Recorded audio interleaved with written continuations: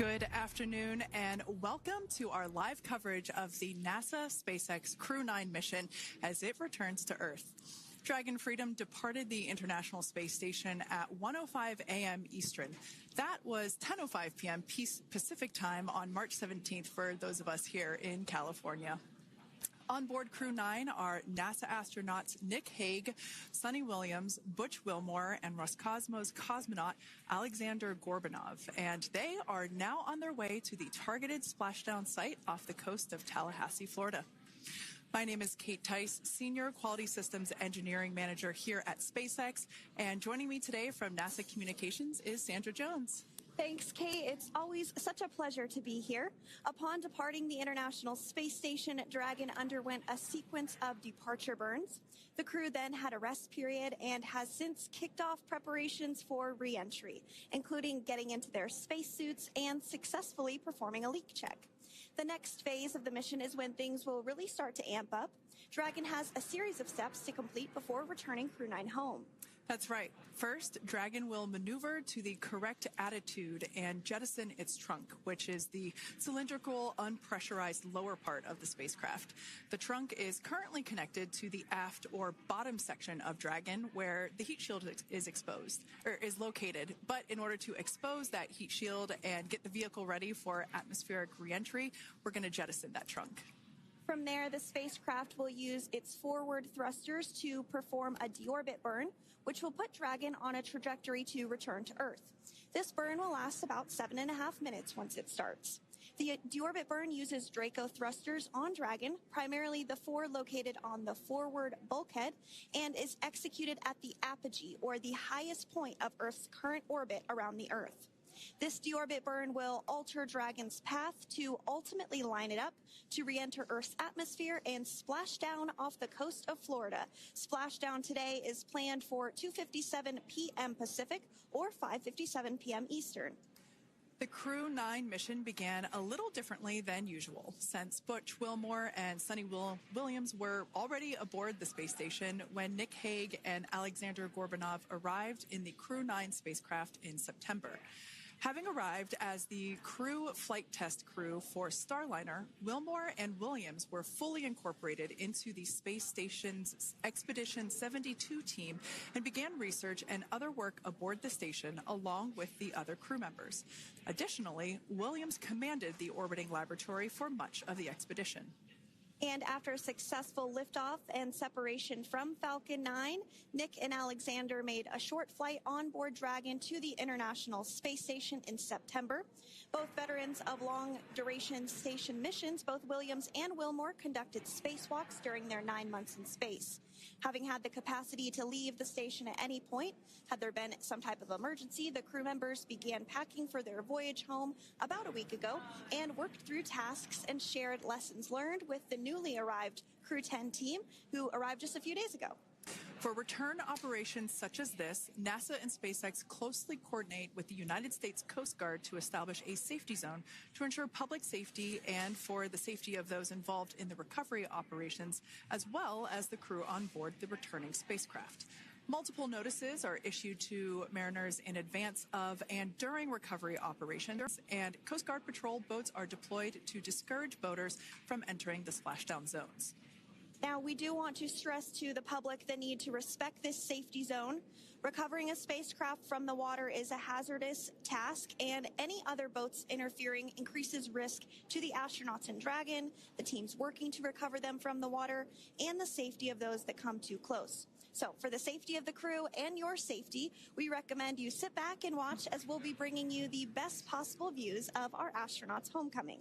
And they will be the best views that you can get. So let's take a minute to meet our returning crew. U.S. Space Force Colonel Nick Hague is your Crew-9 commander. He was selected by NASA as an astronaut in 2013.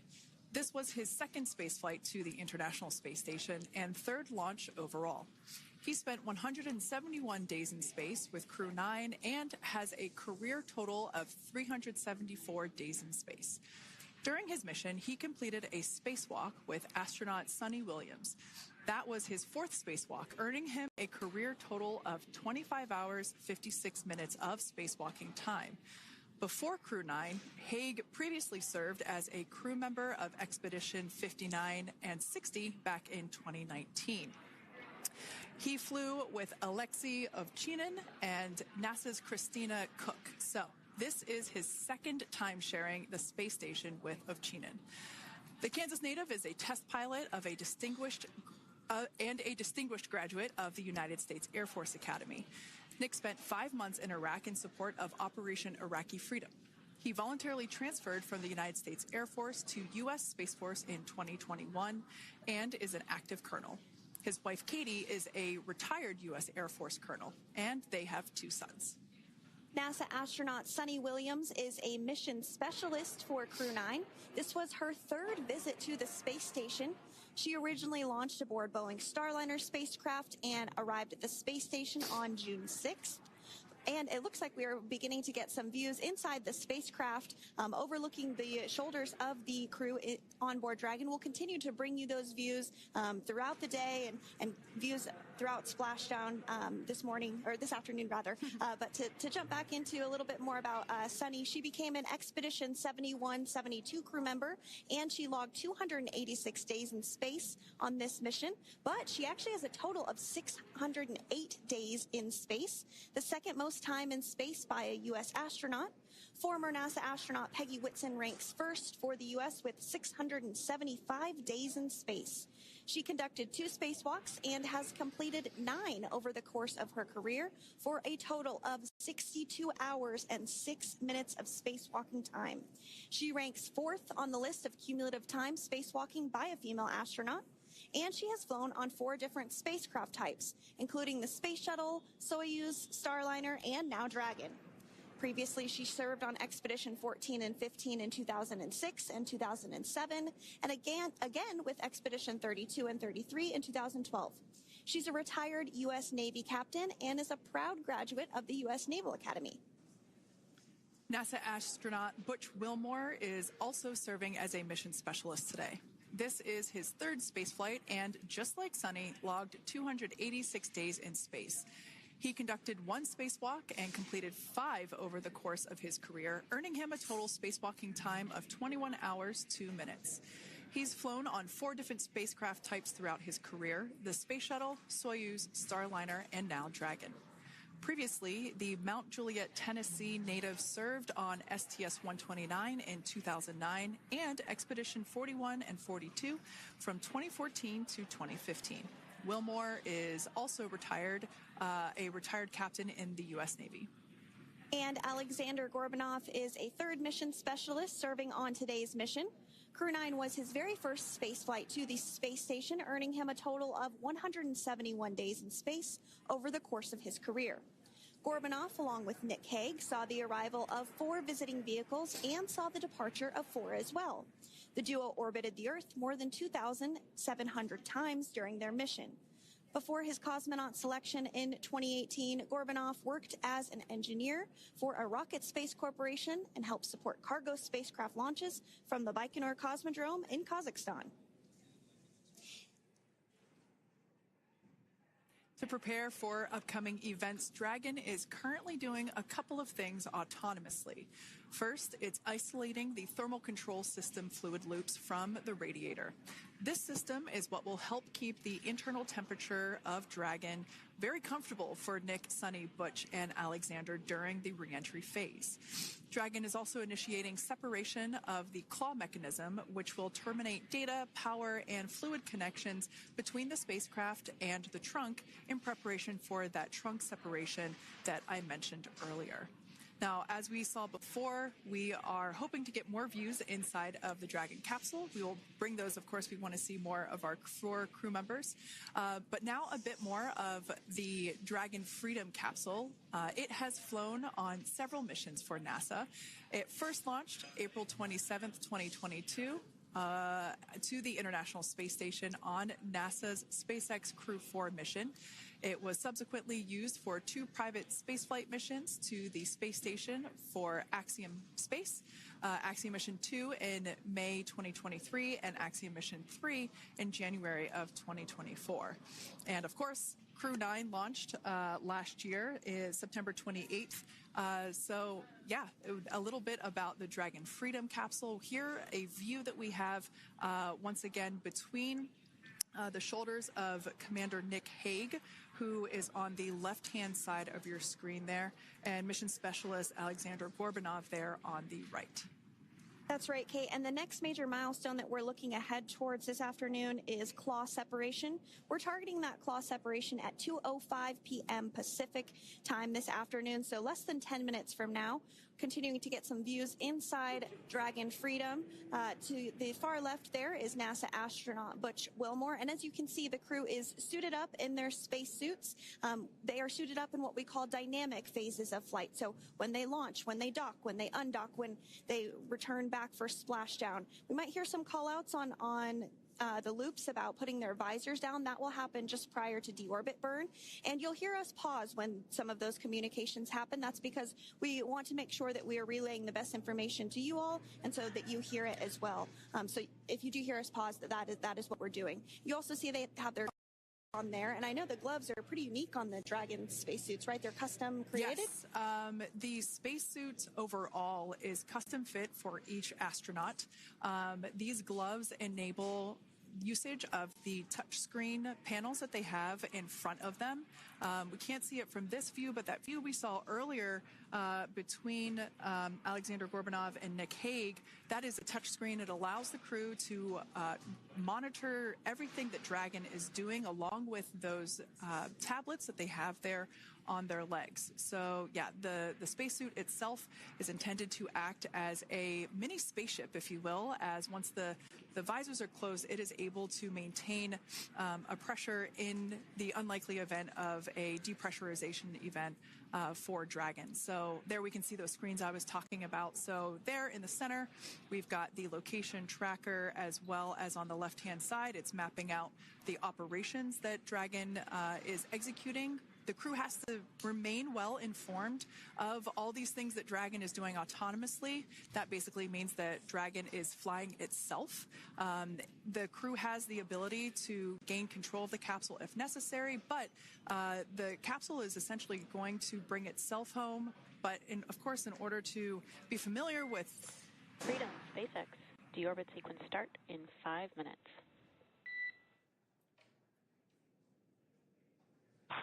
Freedom capsule.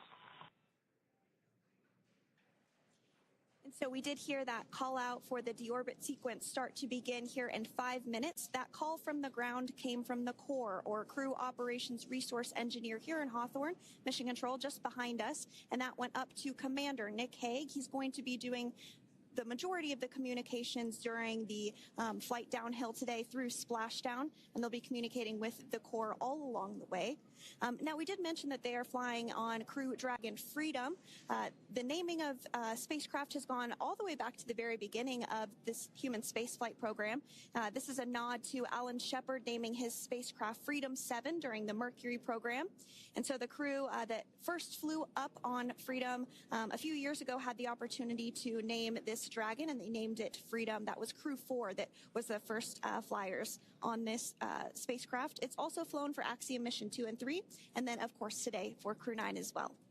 Yeah, actually, fun fact about this particular capsule, of those 4 missions that Sandra just mentioned, we have seen daytime splashdowns for 2 of those. Today will mark the third daytime splashdown. So there's something lucky about this particular capsule that gets daytime splashdowns. Nighttime is great because we can see even more clearly the capsule streaking through, but I personally love the daylight views because we really get even better views of the recovery team operations during that phase of the mission. Yes, absolutely. And if you follow along with our missions, you'll know that sometimes weather is a watch item when it comes to undocking and splashdown. We do splashdown in the water, so we want to ensure that parameters like wave heights and wind speeds and precipitation, lightning, all of that is looking good for the crew and the safety of those recovery personnel. And today the weather is just pristine. We got off of space station on the very first attempt. So I'm joking around and saying that it was because it was St. Patrick's Day and we got really lucky with the weather. I wouldn't disagree with that. Speaking of weather, we will be hearing from CORE probably around 2:20-ish. Typically, before we enter the period of loss of signal, or LOS, we will hear an entry briefing from the Corps, the Crew Operations Resource Engineer, and they will deliver important information like updated anticipated splashdown and loss of signal times to the crew, as well as the wave height and wind speed. So we'll be standing by to listen in on those. Like I said, that will happen shortly after. Typically after trunk separation. I can't quite remember if it's before or after deorbit burn. It must be before. But in any case, we'll be hearing all of that coming from Core. In fact, that individual is seated there in the room on your screen. That is SpaceX Mission Control in Hawthorne, California. That room is located just over our shoulders, and that is where Dragon operators are standing by on console, monitoring the progress of Dragon as it continues its way home.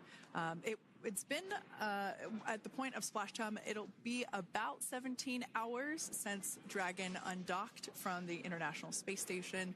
The team there in Mission Control, there are multiple teams, in fact, and they cycle through shifts to ensure that everybody gets the required rest and sleep periods, just like the astronauts on board. And that Crew Operations and Resource Engineer is seated there in the room, and that, like Sandra said, is the primary voice that we'll be hearing communicate from the SpaceX team to the crew on board. That's right. And so it looks like we're about 3 minutes or so from the claw separation portion of today's flight. The claw is a portion on the spacecraft that holds the trunk to Dragon. Following claw separation, we're going to jettison or remove that trunk because it's no longer needed. The trunk has solar arrays on it that provides power to the Dragon spacecraft. But now that we're beginning the reentry process, we need to go ahead and jettison that trunk and able to expose the heat shield, which is really going to do the heavy lifting as Crew-9 re-enters the Earth's atmosphere. They come in at 17,500 miles per hour, so they really need to ensure that that heat shield absorbs that heat, and there's... Deorbit sequence start.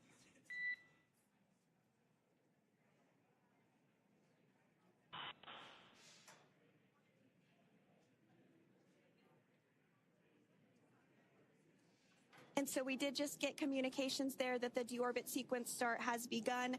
So here in just a couple minutes from now, we expect to hear information or a call back about the claw separation having begun. And again, that kicks off that trunk separation portion that I was discussing to remove that, expose the heat shield, and then eventually we'll have the deorbit burn. And we'll continue to walk you through all of these milestones as we approach them ahead of our splashdown at 2:57 p.m. Pacific time this afternoon, off the coast of Tallahassee, Florida. Yeah, we're very excited to bring the Crew-9 crew home. Sandra, we were talking about the trunk separation. That trunk is on a trajectory that will re-enter in the atmosphere and break up upon that re-entry. The heat shield itself is one of my favorite parts of the Dragon capsule. It is the workhorse of the re-entry phase. It will work to protect the Dragon capsule and the crew members on board during the re-entry phase as the temperatures outside of the capsule build up to, I believe, about 3,000 degrees Fahrenheit in excess of. And meanwhile, the interior of Dragon stays a very comfortable temperature. That heat shield does a lot of the work, and we'll see that plasma build up on the exterior of the capsule. As a result of the plasma that builds up, we will lose communications with the crew. This is known as loss of signal, or LOS. This is roughly a 10-minute period on average, even less than. I believe today it is probably about 6 or 7 minutes long. It kind of depends on the mission, and it happens for every Dragon capsule that re-enters the atmosphere. Due to that plasma buildup, we're not able to communicate or command the capsule, so we stand by while we wait to regain communication after we pass through that period of loss of signal and get what's known as AOS, or acquisition of signal. Continuing to stand by for claw separation, and then we'll look towards trunk separation. It'll be just about a minute or so after that. That happens pretty rapidly in succession. Some of our milestones will take a little bit longer throughout the day. For example, we will have a deorbit burn after that will take about 7.5 minutes and helps get Dragon set up in the right trajectory to splash down in the Gulf off the coast of Florida. So continuing to stand by for claw separation.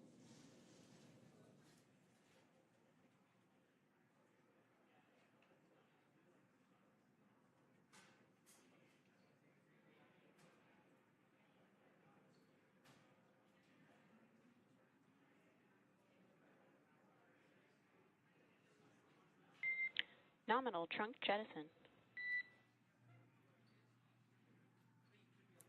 All right. Great news there. That trunk has been jettisoned from the Dragon capsule.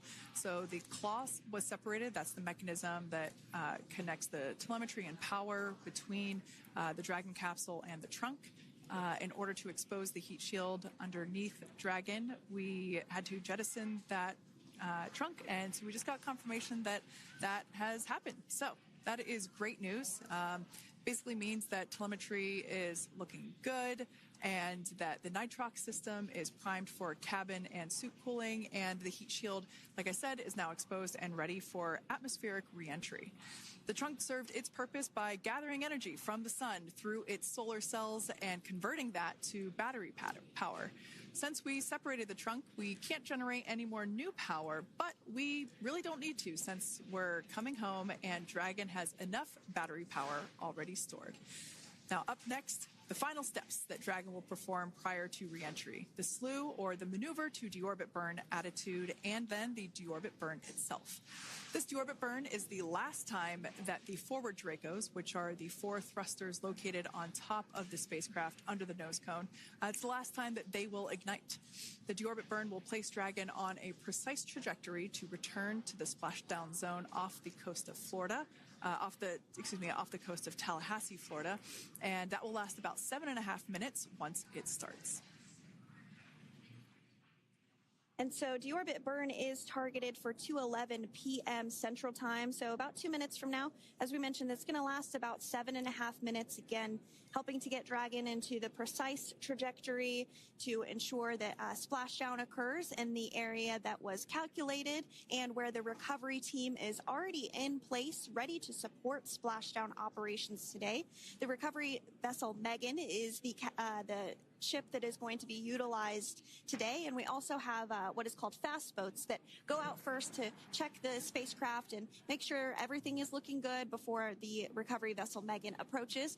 So that whole recovery process takes about an hour, I would say, from the time the crew splashes down to the time they're on the boat and the crew gets out of the capsule. And we'll continue to bring you live coverage through every step of the way today as Crew-9 returns home. Indeed. Now, let's take a little bit of a closer look at Dragon.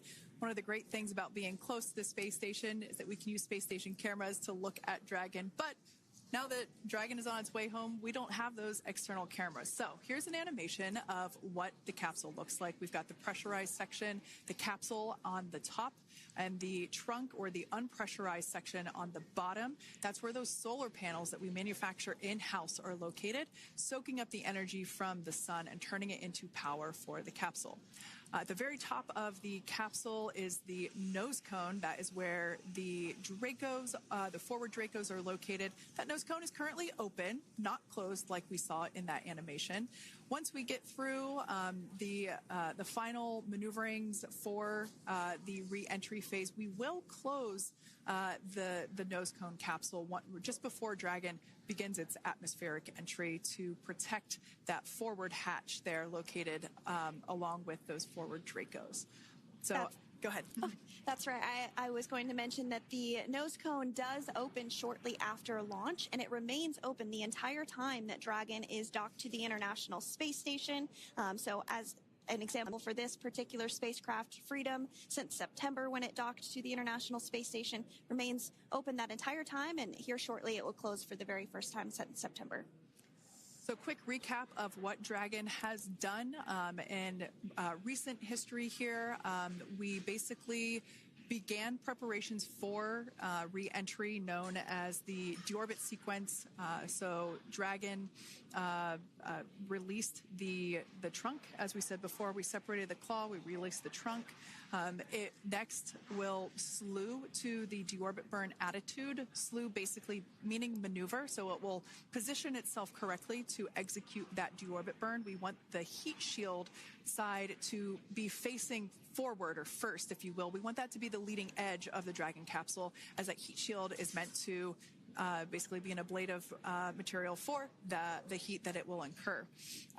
Once we complete that deorbit burn attitude slew, we will initiate the deorbit burn itself. That will last for several minutes, expecting that to be to start here any moment now, actually, and then it will go until about 2:18 p.m. Pacific time or 5:18 p.m. Eastern time. And I did hear confirmation that deorbit burn is underway. As we mentioned, it's about a 7.5-minute burn. So within the last 10 minutes, Dragon has jettisoned its trunk and initiated the deorbit burn just seconds ago. As mentioned earlier, for those operations, NASA and SpaceX closely coordinate with the United States Coast Guard to establish a safety zone to ensure public safety and for the safety of those involved in the recovery operations, as well as the crew on board the returning spacecraft.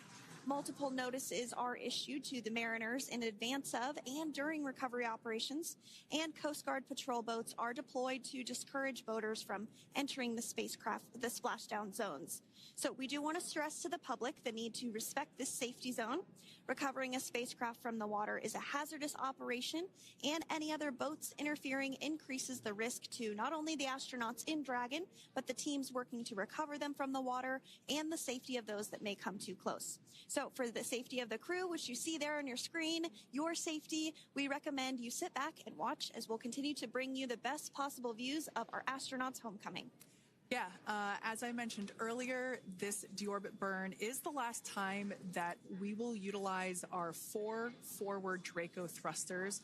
Forward basically meaning at the top of the Dragon capsule. Dragon Freedom has not yet entered the Earth's atmosphere. This deorbit burn is what will line the vehicle up and put it on its final trajectory to the landing site right off the coast of Tallahassee, Florida. So basically, it is the last burn that the Dragon spacecraft executes and is what really locks it in for that precise landing. As you can see on your screen right now, Nick, Suni, Butch, and Aleksandr are using their screens to keep tabs on the burn duration, the Draco firings, and trajectory details such as entry angle, spacecraft perigee, and how much distance remains until deorbit burn termination. As I mentioned earlier, Dragon is flying itself.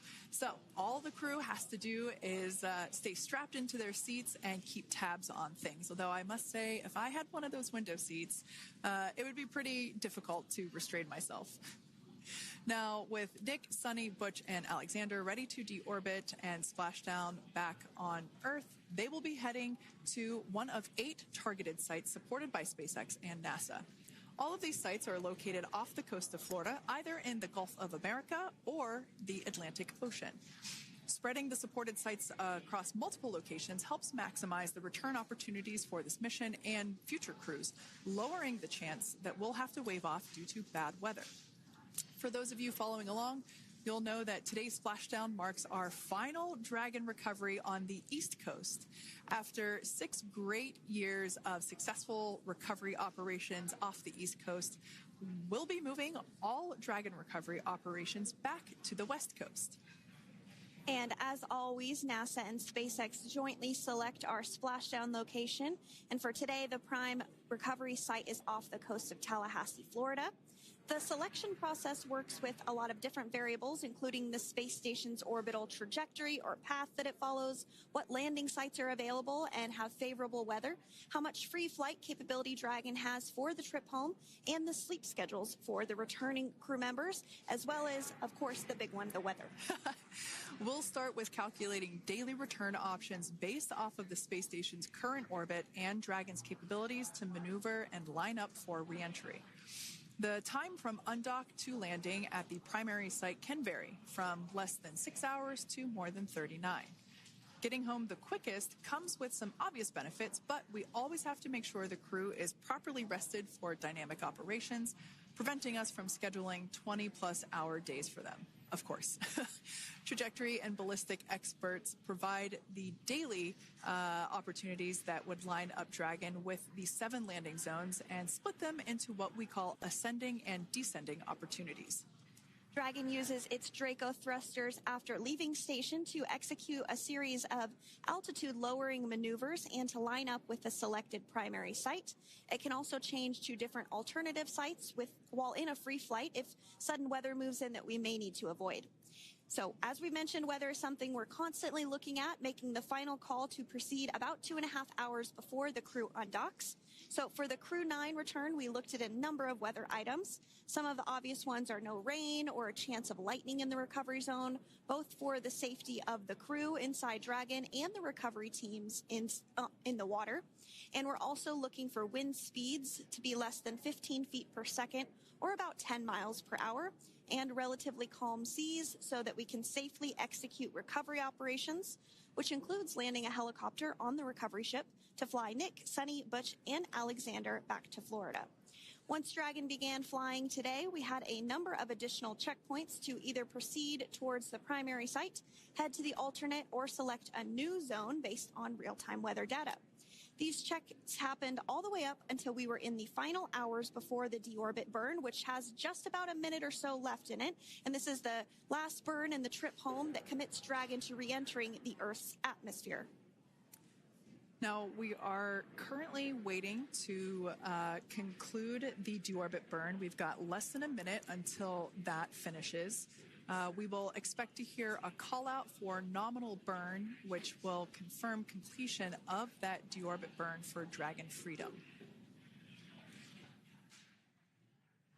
We can see images there from the touchscreen display panels that the crew utilizes in flight. We can see the visualization of exactly which one of the 4 forward Draco thrusters are firing.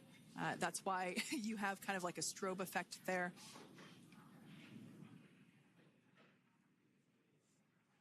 And if you're just joining us, you are looking at live views of the Dragon Freedom. On your left is Commander of Crew-9, Nick Hague. To his right is Roscosmos cosmonaut Aleksandr Gorbunov, and also in Gorbunov, that is Aleksandr Gorbunov. And then also in the capsule today is NASA astronauts Suni Williams and Butch Wilmore. We're awaiting confirmation that their deorbit burn is complete, which is the last burn that's going to help set them up on a trajectory to Splashdown off the coast of Florida. Deorbit burn complete. Performance nominal. Nose cone closure initiated. Freedom copies. All right, excellent news there. We heard the words we were looking for, nominal burn. So that means that deorbit burn was successful and nominal, meaning as expected. And we're now beginning to close the nose cone in preparation for atmospheric reentry. So in the background, Dragon is currently inhibiting those forward bulkhead Draco thrusters that we just used to complete the deorbit burn, ensuring it's safe to latch the nose cone shut for re-entry. Also, the vehicle has initiated the nitrox suit purge, which will help keep Nick, Suni, Butch, and Aleksandr cool and comfortable during re-entry, which is coming up in about 20 minutes from now.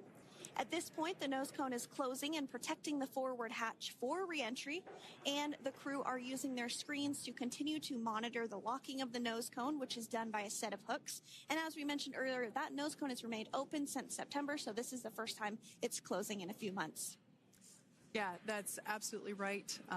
Now, we will be expecting, as I mentioned before, an entry brief from SpaceX Core. Again, that's the Crew Operations Resource Engineer who is seated in that room that you see there on your screen. That entry brief will provide updated times for anticipated splashdown as well as the loss of signal or period of LOS. That briefing will also give us information such as wind speed and wave height at the expected splashdown location. But all in all, everything has been great today. All events have been executed on time as expected, and we are looking forward to a splashdown of the Crew-9 crew at about 5:57 p.m. Eastern Time or 2:57 p.m. Pacific Time. Between now and then, things are going to start moving quite quickly. In fact, if anything, this will have seemed like the slower part of the reentry phase. We're going to go through, like I said, that period of loss of signal or LOS. That period is a few minutes long where we are unable to communicate or command the capsule due to the plasma that builds up on the exterior of the capsule. That period, like I said, lasts for a couple minutes. You will start to hear SpaceX Core hail the Crew-9 crew a little bit earlier than expected because we, in the past, have actually regained communications a couple minutes earlier than initially anticipated. So we'll go through that period of loss of signal, that entry period, that specifically when the Dragon spacecraft is re-entering through the atmosphere. Approximately at about 18,000 feet when the capsule is traveling at 350 miles per hour. We will see our first views of parachutes for the day. It's one of my favorite moments of return sequences is when we get to see the drogue parachutes. We'll see the drogues come out. Those drogues will help slow the vehicle down to about 119 miles per hour.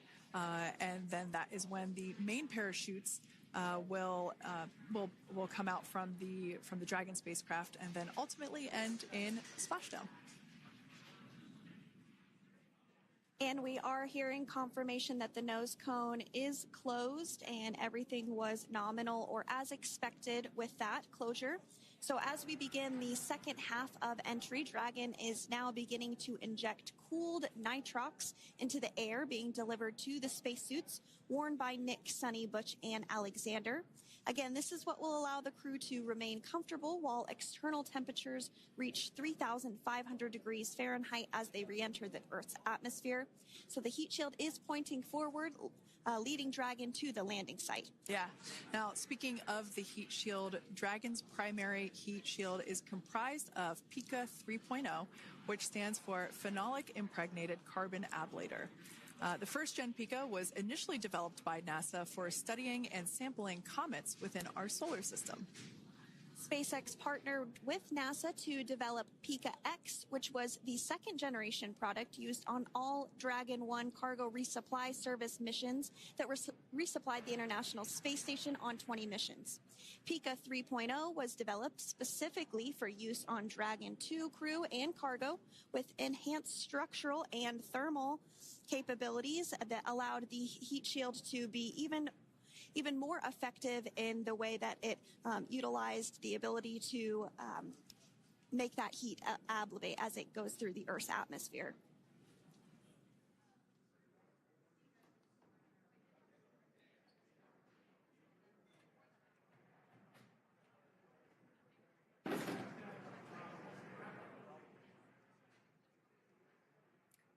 The remainder of Dragon is composed primarily of a SpaceX proprietary ablative material. It's another class of thermal protection which is lighter weight versus PICA and protects the underlying composite structure during reentry to ensure the structural capabilities are maintained. While Dragon will experience temperatures well over 3,000 degrees during peak reentry conditions, the characteristics of the thermal protection system coupled with the environmental control and life support system in the pressurized interior will ensure that Nick, Suni, Butch, and Aleksandr stay cool and comfortable during all phases of reentry through splashdown. Now, Now, if you've just recently joined us, we hope to regain views of our crew members inside Dragon Freedom, but we don't have those available at the moment due to ground station coverage. So we will bring those back to you as soon as we can. Now, after Dragon Freedom has re-entered the Earth's atmosphere, a series of parachutes will deploy to slow the crew's descent. First will be the 2 drogue parachutes, followed by the 4 main parachutes, and those will guide Dragon to its first contact with Earth since it launched back in September. Dragon will automatically deploy these parachutes when different pressure and positioning sensors on the spacecraft detect that they're at the right speed and altitude. Vehicle velocity at drogue deploy is approximately 350 miles per hour, and they deploy at about 18,000 feet. Now, when the vehicle velocity at main deploy is approximately 119 miles per hour, and they deploy at about 6,500 feet. When Dragon splashes down in the water, the vehicle velocity will be about 16 miles per hour, so you can really see how those parachutes help to slow down the crew inside the capsule. The highest G-load the crew is expected to experience today is about 3 to 5 Gs. Yeah, when you think about really fun roller coasters, they're about in that range. So I'm sure that our crew on board will be well equipped to experience those Gs. It's nothing for them. They go through much more intense training. And so we are continuing to make our way through a number of milestones today. We did have trunk separation. Freedom, SpaceX. Nose cone is secure for entry. Freedom comes.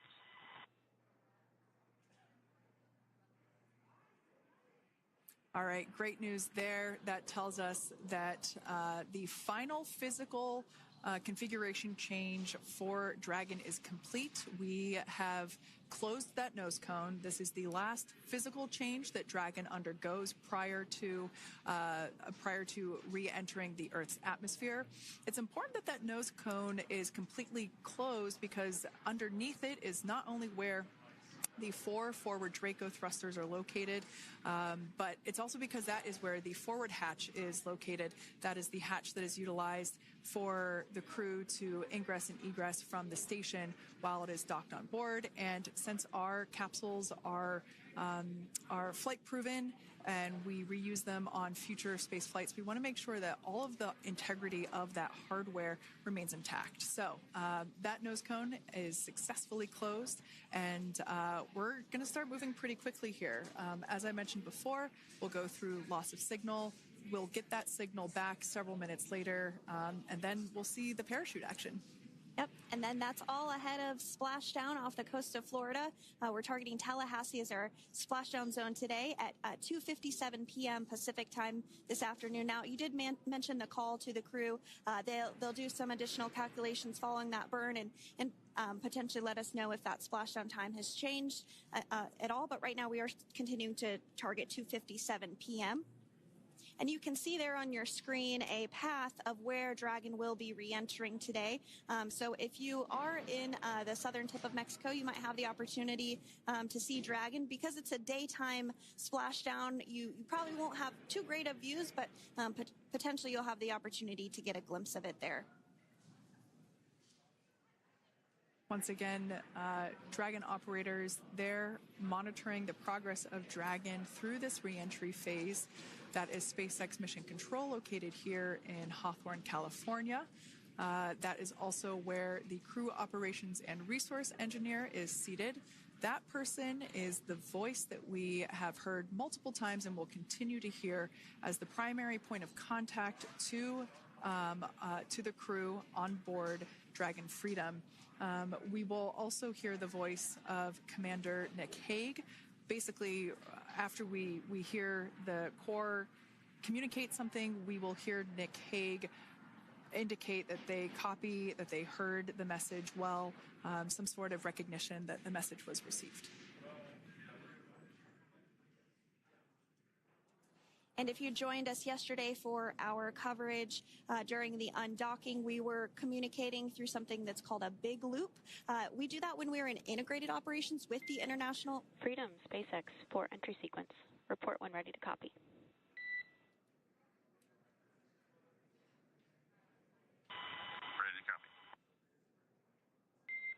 All right, I've got some updated times for you. Our COM blackout start time is 2144. Our COM blackout end time is 2151. And our splashdown time is the same per your displays, 2157.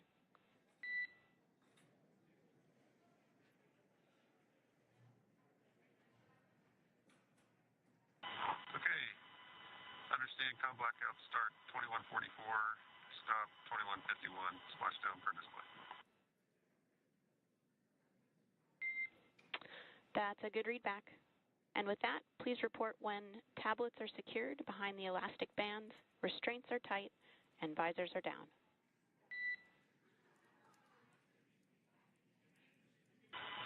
And copy, woke up.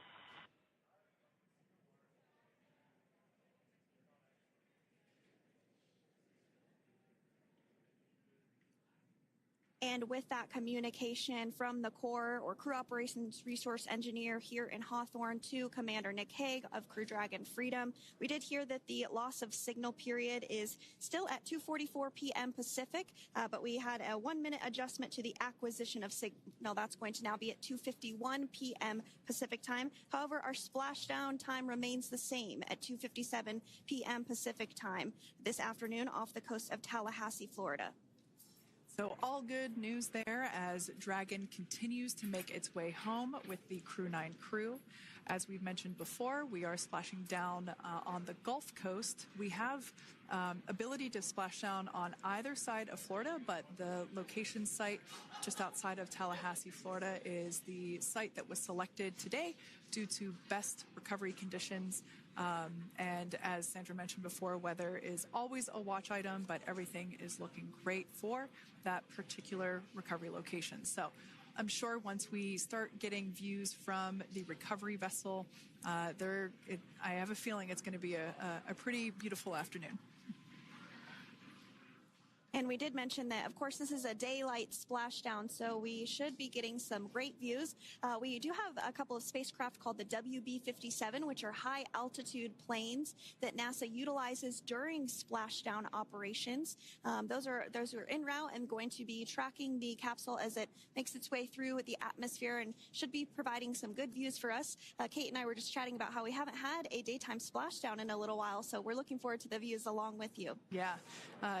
Nighttime views are also great because we can see that capsule streaking through the night sky quite brightly. So like Sandra, you said earlier, daylight will be a little bit less bright, but we will definitely be able to see the SpaceX recovery team operations much clearer.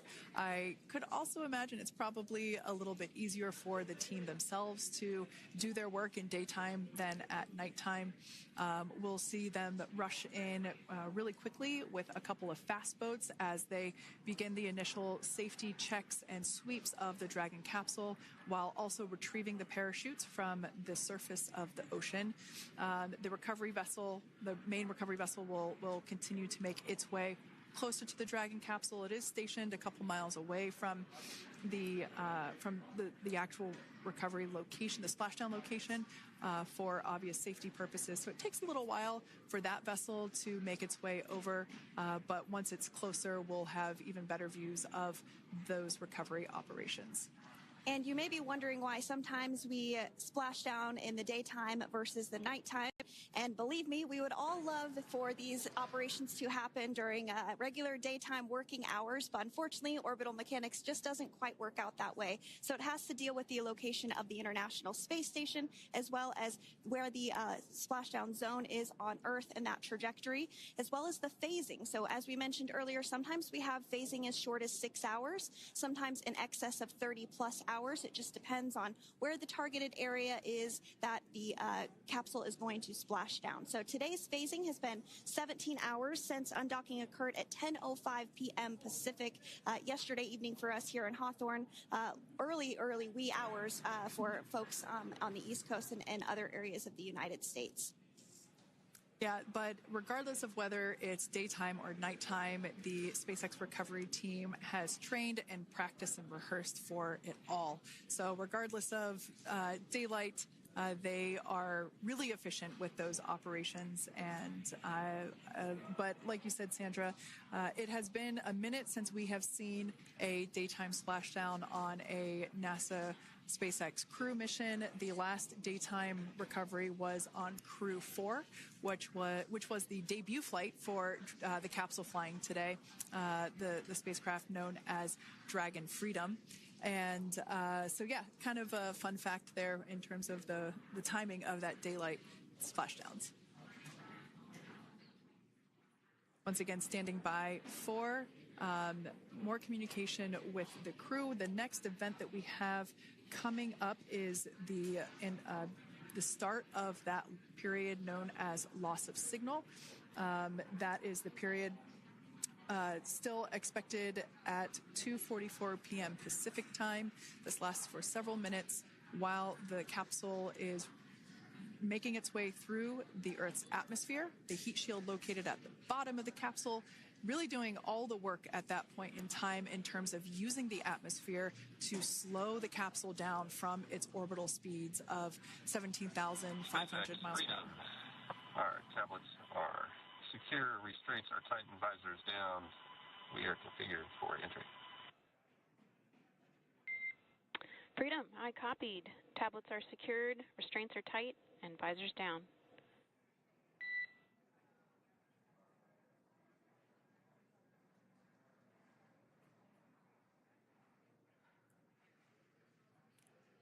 All right, great news there in terms of continuing to make progress. That back and forth communication we heard was just letting Core know that per their instructions, Crew-9 has now put away everything that was necessary in order to begin the re-entry, including those tablets that were located on their legs. Those are now stowed away. They've tightened that safety harness that we see there, and the visors are now down. So with all that being said, let's take a minute to meet our returning crew. U.S. Space Force Colonel Nick Hague is your Crew-9 commander. He was selected by NASA as an astronaut in 2013. This was his second spaceflight to the International Space Station and third launch overall. He spent 171 days in space with Crew-9 and has a career total of 374 days in space. During his mission, he completed a spacewalk with astronaut Suni Williams. That was his fourth spacewalk, earning him a career total of 25 hours, 56 minutes of spacewalking time. Before Crew-9, Hague previously served as a crew member of Expedition 59 and 60 back in 2019. He flew with Aleksandr Ovchinin and NASA's Christina Koch. So this is his second time sharing the space station with Ovchinin. The Kansas native is a test pilot and distinguished graduate of the United States Air Force Academy. Nick spent 5 months in Iraq in support of Operation Iraqi Freedom. He voluntarily transferred from the United States Air Force to U.S. Space Force in 2021 and is an active colonel. His wife, Katie, is a retired U.S. Air Force colonel, and they have 2 sons. NASA astronaut Suni Williams is a mission specialist for Crew-9. This was her third visit to the International Space Station.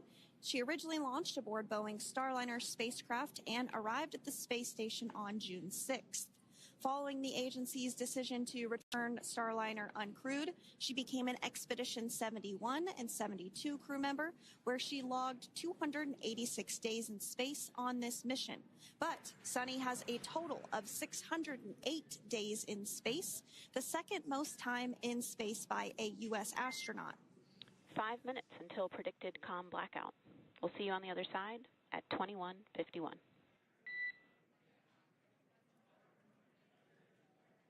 Talk to you soon.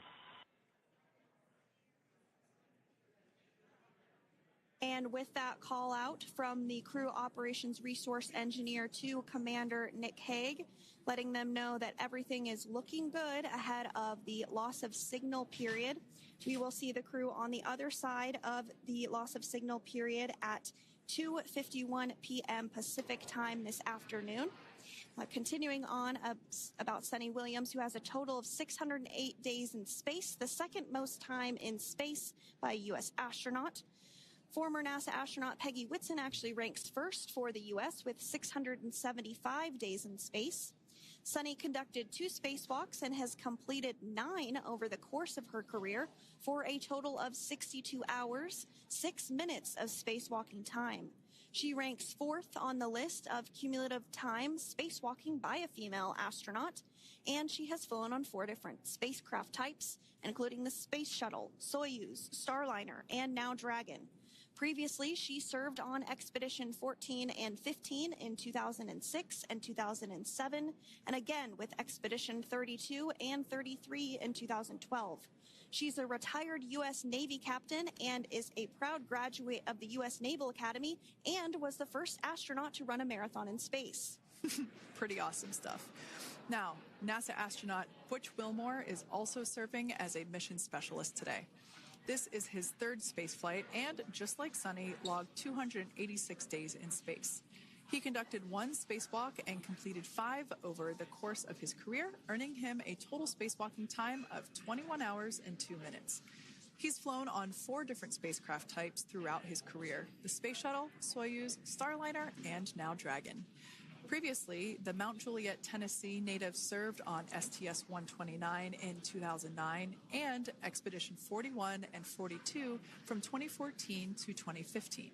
Wilmore is also a retired captain in the U.S. Navy.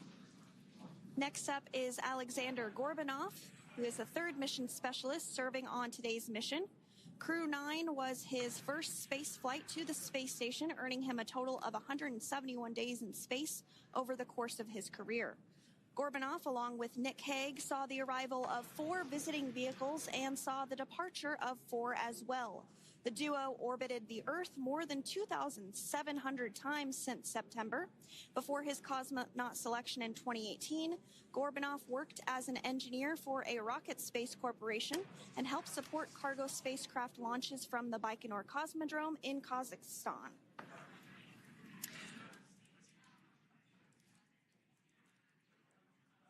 So if you are just joining us, we are continuing to bring you live coverage of Crew-9's return to Earth following their mission aboard the International Space Station, where they completed science and research investigations.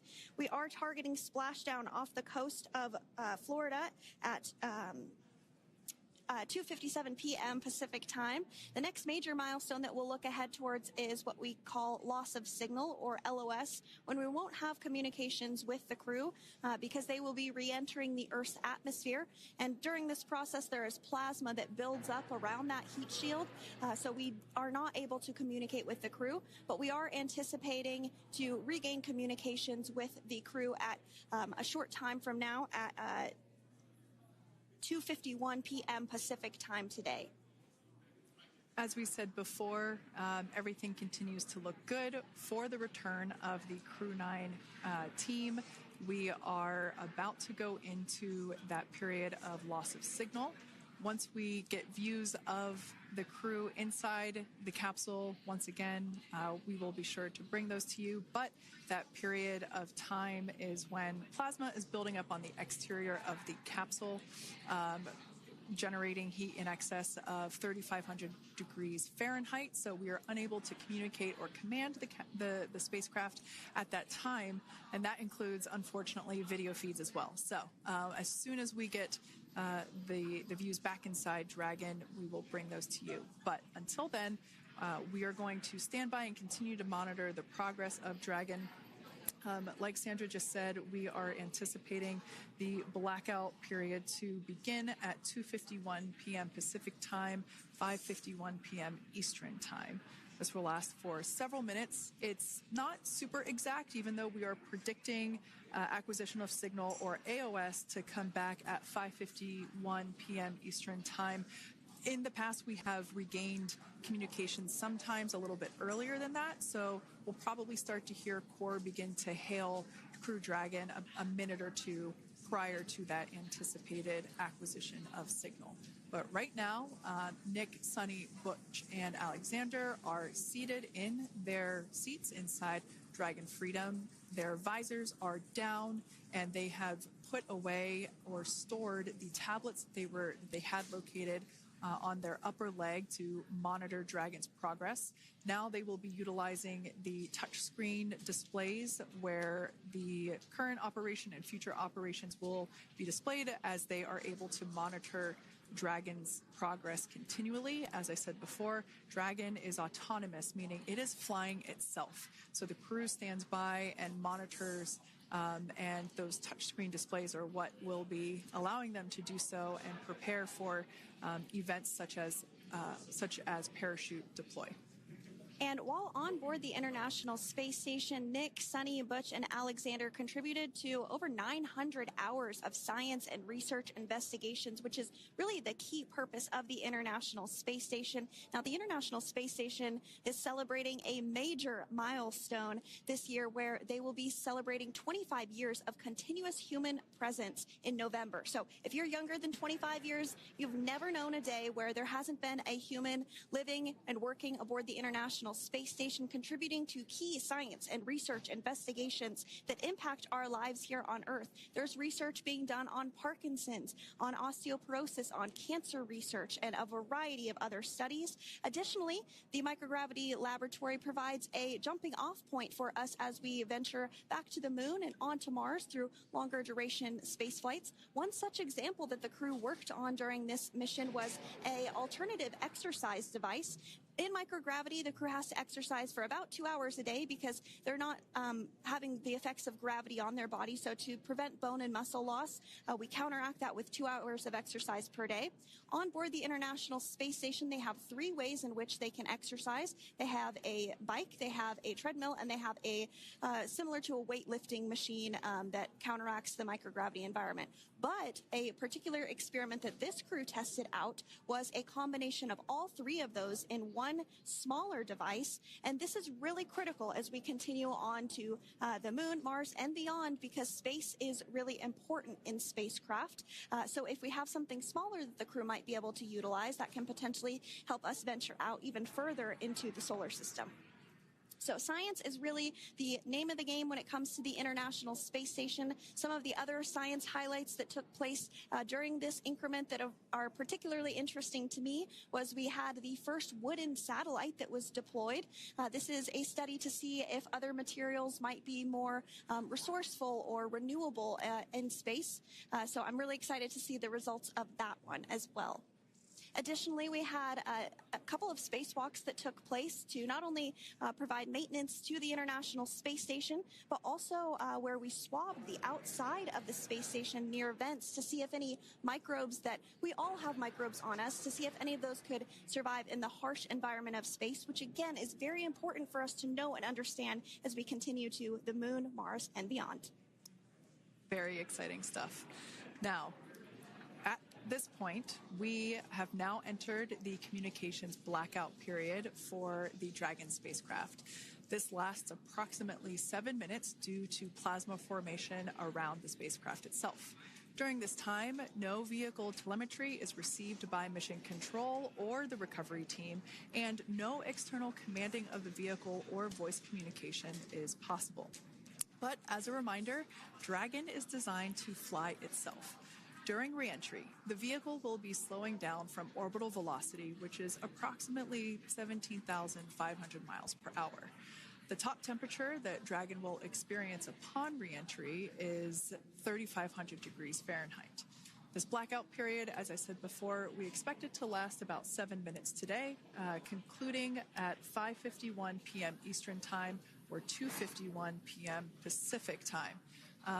We right there have our first view of Dragon Freedom coming home to Earth. And that view is from the WB-57, which is one of NASA's high-altitude planes that is tracking. Now, because of the way that this camera is configured, it does look like it is dark, but it is indeed daytime, and you're beginning to see that plasma trail as Dragon re-enters the Earth's atmosphere. All of that is expected. We are anticipating an acquisition of signal around 2:51 p.m. Pacific Time, so just minutes from now, and you may hear the core begin to hail out or call Dragon for communications and see if we can potentially get communications with them a little bit earlier. Following this, we'll have two events in rapid succession. We'll have the drogue parachutes deploy at 2:53 p.m. Pacific, followed by the mains just 1 minute later at 2:54 p.m. Pacific time, ahead of a splashdown at 2:57 p.m. Pacific time off the coast of Tallahassee, Florida.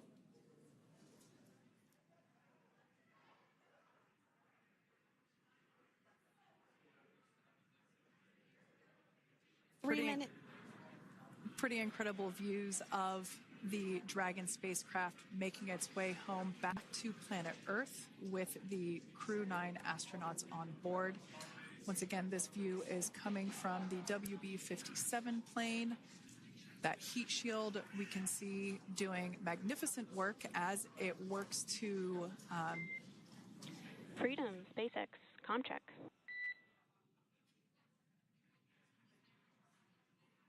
All right, we're going to start hearing the SpaceX Crew Operations Resource Engineer. SpaceX Freedom is with you. 4.6 G. Enjoying the ride. Copy that, Freedom.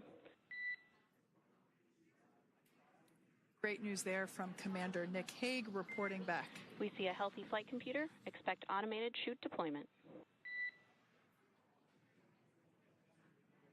Freedom copies. Like we said before, things moving very quickly as Dragon Freedom makes its way home. Next event coming up will be deployment of the drogue parachutes. This occurs around 18,000 feet. GPS has converged. Expect nominal altitude for drogue chute deployment.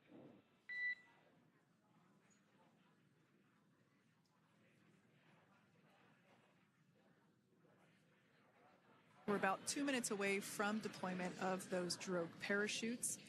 Now the heat shield is continuing to work to slow the vehicle down. That entry period, the Dragon spacecraft went from orbital velocity about 17,500 miles per hour down to about 350 miles per hour. So it really gives you a sense of why that plasma builds up on the exterior of the capsule, thanks to the heat shield and the work that it does.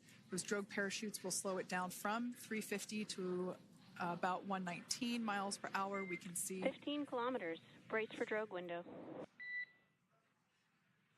We can see seat rotation happening inside the capsule. Great to get those first views of our crew members.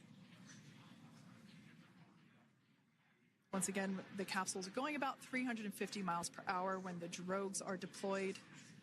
Those drogue parachutes that we manufacture here in-house are going to slow the spacecraft down to 119 miles per hour. And that is when we will see the main parachutes deploy, and that occurs about 6,000 feet above the ocean's surface.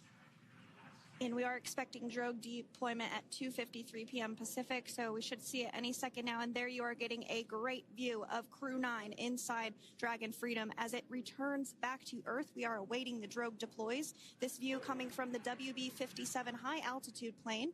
And there you see it on your screen, drogue deployment. Drogue descent rate nominal.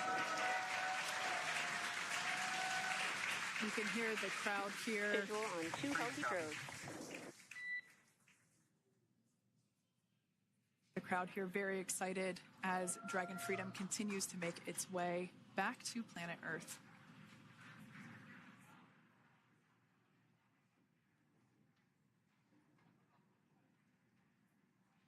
Next up, we'll stand by for the main deployment of the parachutes. The mains are quite a bit larger. You'll be able to notice the difference on your screen once they deploy, and they continue to ensure that the Dragon spacecraft slows down even further. As we mentioned, Freedom will be traveling 16 miles per hour when it splashes down off the coast of Tallahassee, Florida, here at 2:57 p.m. Pacific time this afternoon. And there we go. We have visual on 4 healthy mains. That view was from inside. Freedom copy. That view was from inside one of the buckets where the parachutes are located. So we see a great view there of the reefing on those parachutes. And as those main parachutes begin to inflate fully. 4 beautiful, healthy mains. Now awaiting visuals of Splashdown. Freedom, 1,000. We'll start to hear Commander Nick Hague. Copy, 1,000. As we heard right there, Commander Nick Hague will be calling out the altitude of the Dragon capsule from here on out. Landing in water is simpler and provides more margin against unlikely parachute issues. You can see those parachutes continuing to slow the Dragon capsule down. And if you're just joining us, you're looking at 800 meters. A live view of Crew-9, just minutes away from splashing down off the coast of Tallahassee, Florida. Splashdown 2 minutes from now at 2:57 p.m. Pacific. We do have 4 healthy mains really doing the job there. Just breathtaking views of a calm, glass-like ocean off the coast of Tallahassee, Florida. Crew-9 just minutes away from splashing down. This is really such an incredible shot. Copy, 600. That was a live view from our recovery vessel, Megan, which is stationed a couple miles away from the splashdown site. We can see the crew there using their restraints as resting places for their arms. They were just in space moments ago, so their arms were able to float freely. 400 meters. This is a gorgeous bluebird day here that we have for the splashdown of Crew-9. It's incredible to think that the Dragon capsule just minutes ago was going over 17,000 miles per hour and now gently coasting to a soft splashdown. 200. Copy, 200 meters. Brace for splashdown.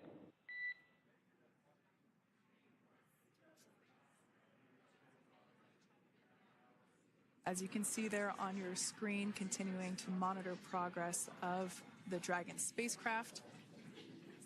And we're going to stand by for splashdown, located in the Gulf of America, off the coast of Tallahassee, Florida.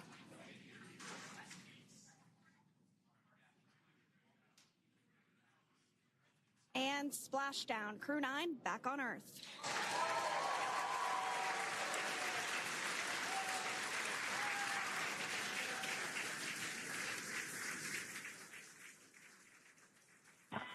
And SpaceX Freedom, splashdown. Good main release. Copy, splashdown. We see main chutes cut. Nick, Alex, Butch, Suni, on behalf of SpaceX, welcome home.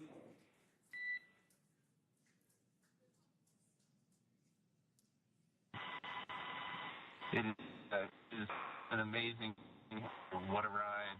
I see a capsule full of grins ear to ear.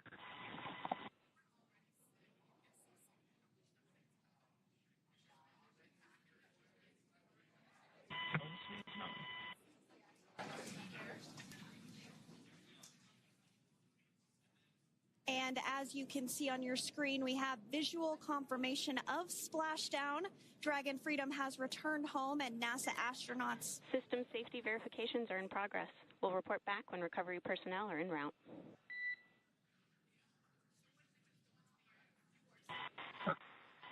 Understand. And, we're in section 2, 4.800 landing response. And looking for your word on if it is necessary.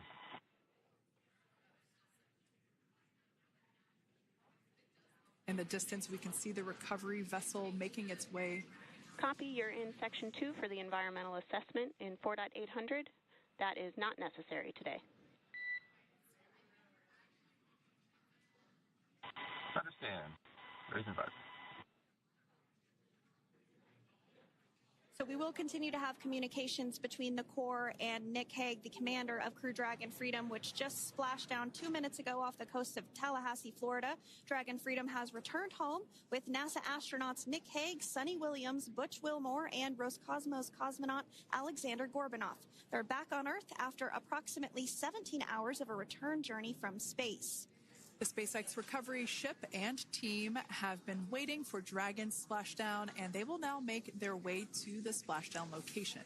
The teams have been ready and waiting about 3 nautical miles away, so it's going to take them about 30 minutes or so to make their way to SpaceX Freedom. Pretty sure we're in Stable 1. Copy, Stable 1. We see the same. It's going to take about 30 minutes for the recovery team to make their way over to Nick, Suni, Butch, and Aleksandr, who are still seated and secured inside that Dragon spacecraft there on your screen. Incredible views there of that thermal protection system, or TPS. That Dragon capsule was pristine, white color before it departed the station, and we can see how the reentry phase, the thermal protection system did its job.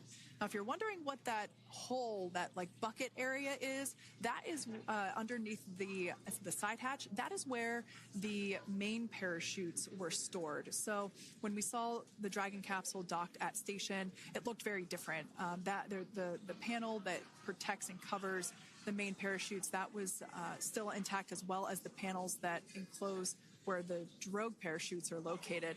We can see those fast Freedom. boats. SpaceX is go for recovery personnel to approach. Expect personnel alongside in the next few minutes. Freedom copies. We can see those fast boats. We weren't kidding when we said they were fast. While it does take about 30 minutes for the main recovery vessel to make its way over to the capsule, these fast boats will be doing a couple of things simultaneously. A couple of them are going to be working to retrieve the parachutes that you see in the background there of this drone shot. Those parachutes will be retrieved from the ocean surface. We want to make sure we are able to pull those out. The recovery vessel there closest to the spacecraft is going to be performing some safety checks. We can see there they're using an instrument that is basically working to detect if there are any hypergolic vapors or fumes that are still residing in and or around the Draco thruster nozzles or outlets. The hypergolic fuel, which is necessary for on-orbit burns to maneuver the spacecraft. Unfortunately, those hypergolics are unable to be breathed. They are toxic, and so this team here is doing those initial safety checks to make sure that it is safe for the rest of the recovery team to approach the spacecraft. They're also checking to make sure that any residuals from the pyros are safe and are not going to cause any issues. We can see the team working their way around the spacecraft to do these these sniff tests on all of those Draco thrusters. And as we continue to await the recovery of our Dragon spacecraft with NASA astronauts Nick Hague, Suni Williams, Butch Wilmore, and Roscosmos cosmonaut Aleksandr Gorbunov inside, Dragon has autonomously completed several steps to safe itself following splashdown. We are continuing to see Dragon in what is known as Stable 1 configuration. That's kind of the ideal configuration following splashdown. It's upright, and the Dragon capsule is in the right configuration for it to be hoisted into the recovery vessel Megan, which you do see a little ways off in your screen approaching. Dragon will continue to remain live on air with you through that recovery process, all the way through the point where the crew is extracted from the Dragon spacecraft. Now, if you are just joining us, the mission has gone smoothly so far. Dragon successfully splashed down off the coast of Tallahassee, Florida at 2:57 p.m. Pacific, 5:57 p.m. Eastern Time this afternoon. Approximately 17 hours prior to splashdown, Dragon autonomously undocked from the International Space Station, completed a series of departure burns, jettisoned its trunk section, and performed its final burn, the deorbit burn. This placed the Dragon spacecraft on a trajectory toward Tallahassee, Florida. Dragon successfully re-entered the Earth's atmosphere, followed by deployment of its parachutes to slow the spacecraft down to a gentle splashdown. We're now going to follow Freedom, hypergol sweeps and unfired ordnance checks are nominal. Rigging is in progress. Approximately 25 minutes until capsule lift. Stand by for PMC with SpaceX flight surgeon.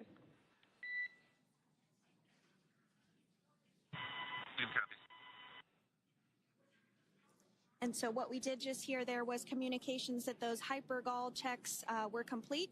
They didn't find any of that upon those checks, so we'll continue to move through the timeline. Next up is a process called rigging, which you see happening right now on your screen. This is when a SpaceX recovery personnel actually works to climb aboard the capsule and work through procedures ahead of lifting onto the nest of the recovery vessel Megan. We heard it's going to be about 25 minutes or so until that lift actually takes place.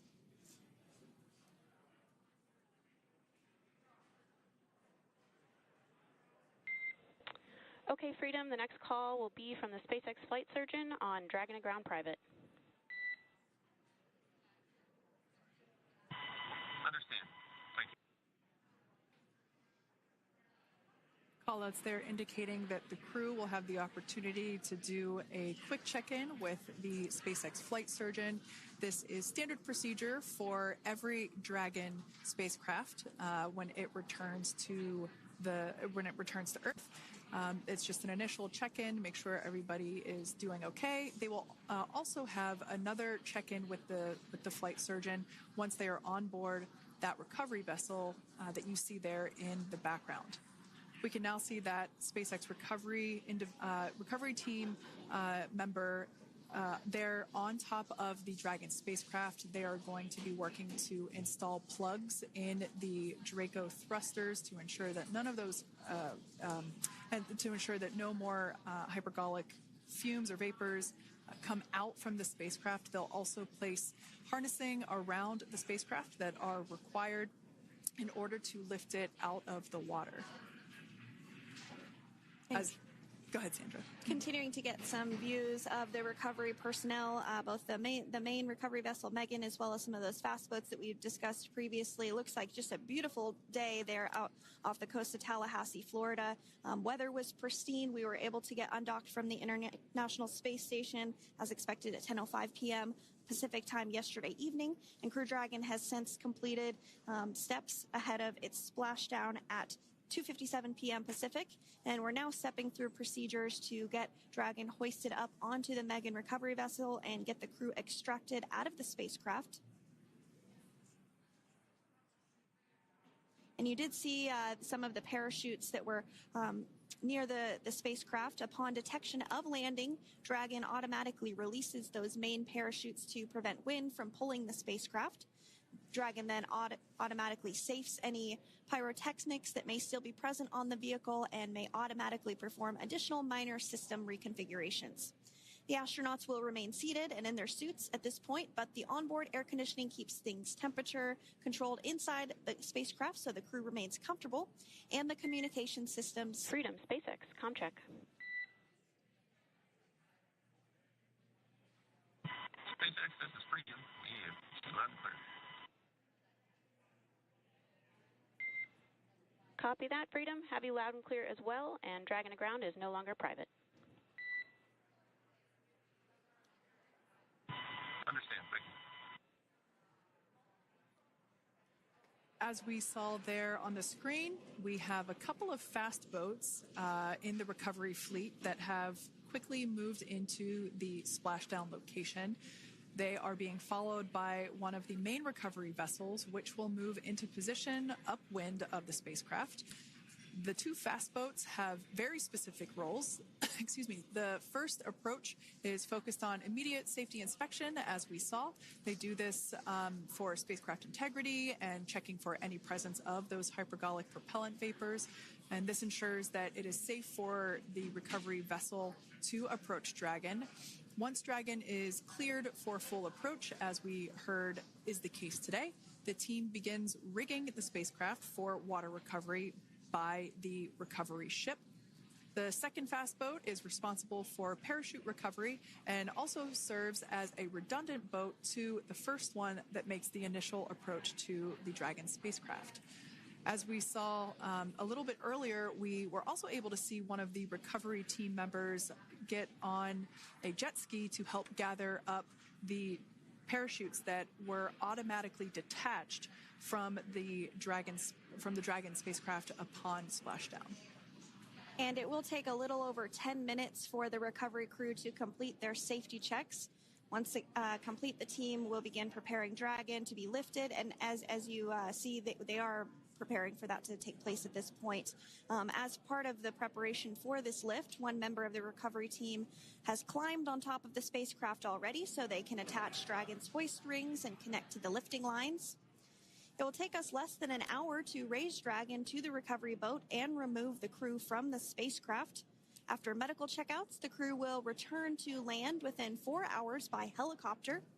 And if no additional medical assistance is needed, the crew will board a waiting NASA plane and depart for Houston.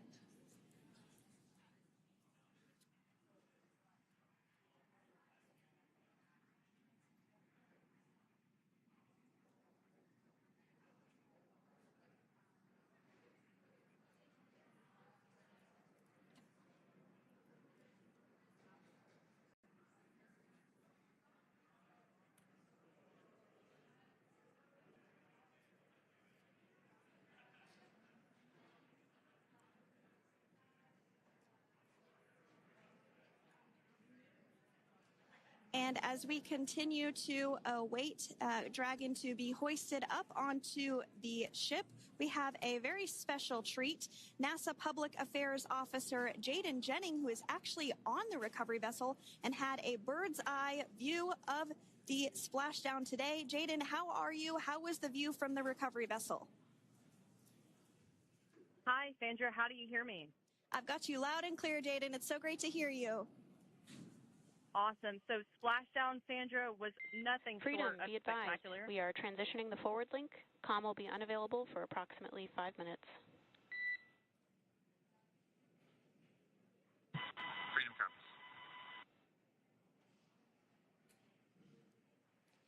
Thanks so much, Jaden. We did just have some communications letting us know that we'll have about a 5-minute period where we won't be able to hear from the crew. So please go ahead, tell us, how was the view from the recovery vessel? Absolutely. Yeah, I was mentioning earlier, Splashdown was nothing short of spectacular. And we were stationed about 1.5 nautical miles away from the splashdown zone and had great visuals here on the recovery vessel Megan. We actually saw a little of the smoke trail as the spacecraft was coming in, and then moments later we spotted those drogue chutes, and this was quickly followed by 4 healthy white and orange main parachutes. We then tracked Dragon all the way down as it slowly propelled into the ocean. And I think I speak for all of us on the ship when I say a new core memory was made today, and we are looking forward to having Crew-9 on board with us a little later. Jaden, that is amazing. Now, obviously, we are watching it here on camera, and the landing conditions look pretty good, but how was it from your perspective? What is the sea state out there? Absolutely. Absolutely. So we've had optimal conditions for splashdown, and today it is sunny and 63 degrees outside right now with clear skies, light winds, and calm seas. The sea looks absolutely beautiful right now, and light blue with the sun reflecting from it. And Kay, I think the crew's going to like what they feel weather-wise on this picture-perfect day for splashdown off the coast of Tallahassee. Thanks so much, Jaden. It certainly looks like a beautiful day. Can you tell us a little bit about the journey of the recovery forces to get to this point? Sure. So one unique aspect of this recovery was the onboard training on station conducted for Butch and Suni to ensure they were ready to return on a Dragon spacecraft. That training covered all aspects of their return, including nominal and contingency departures, the orbit burn, splashdown, and post-landing ops, which is what this team is preparing for now. As for the recovery teams themselves, we started the day taking a series of helicopters out to the vessel. And as standard, the recovery director and crew support teams were on that first helicopter out and took the time to get everything prepared on the ship. About 2 hours before splashdown, they deployed those fast boats and jet skis into the water. I was actually on the second helicopter out, and we were on the vessel about an hour and a half before splashdown and landed on top of the helicopter pad on the Megan. And the teams have been working diligently across their respective disciplines this week, executing what can only be described, in my point of view, as a logistical masterpiece, just ensuring every detail has been in place for Crew-9's return. That is such great news. I'm so glad that you're able there to experience it in person. Now, can you tell us a little bit about what's next to retrieve the crew for the recovery personnel on board? Yeah, Kate. So coming up next, Dragon will be hoisted into the on-deck translation system, or the nest, at the aft end of the ship, and then will be translated pretty quickly towards that egress platform. We'll perform another series of safety checks as final precautionary measures just to make sure there are no hypergolic vapors present before opening that side hatch. And then once that side hatch of the spacecraft is open, the crew will be assisted out of the capsule one by one from NASA and SpaceX. Freedom, SpaceX, ComCheck. Freedom's got you loud and clear. Thanks, Nick. I've got you loud and clear as well. We have completed our forward link transition.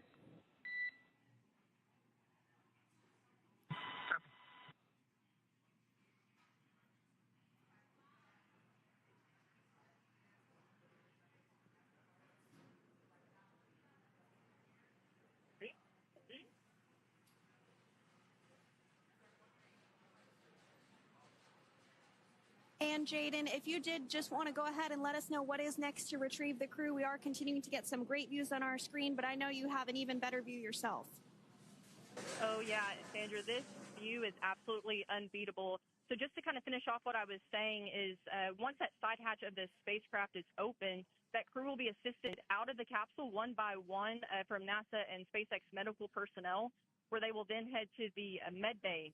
And after those medical checks, they will get on that first helicopter out and arrive at the airport, where they will then board a NASA plane and then head back to Houston, Texas at the Johnson Space Center to begin their post-flight period. And we're eager to see the Crew-9 astronauts back on Earth, and we'll keep you updated on every moment of this process. And with that, I'll toss it back over to you guys in Hawthorne. Thank you so much. That was Jaden Jennings, NASA Public Affairs Officer, who watched Freedom splash down firsthand from the recovery vessel. Megan, thanks so much, Jaden. So we are continuing to get these great views on our screen here of Freedom. As we mentioned, it splashed down at 2:57 p.m. Pacific time off the coast of Tallahassee, Florida. The recovery personnel are continuing to step through procedures to hoist Dragon onto the recovery vessel Megan there, which is now coming into view. You can see just how close Megan is at this point, and that's that helicopter pad that Jaden was just discussing, where the crew will fly off of onto the coast of Florida, and then eventually they'll fly back to Houston. Just underneath that helicopter pad is that translation deck where we will see the nest once it is loaded up with the Dragon spacecraft on board. The nest will be translated to the forward end of the recovery vessel, and that is where our Crew-9 team members will egress from the Dragon spacecraft. Now, here on your screen, we can see dolphins, actually, who want to come and play with Dragon.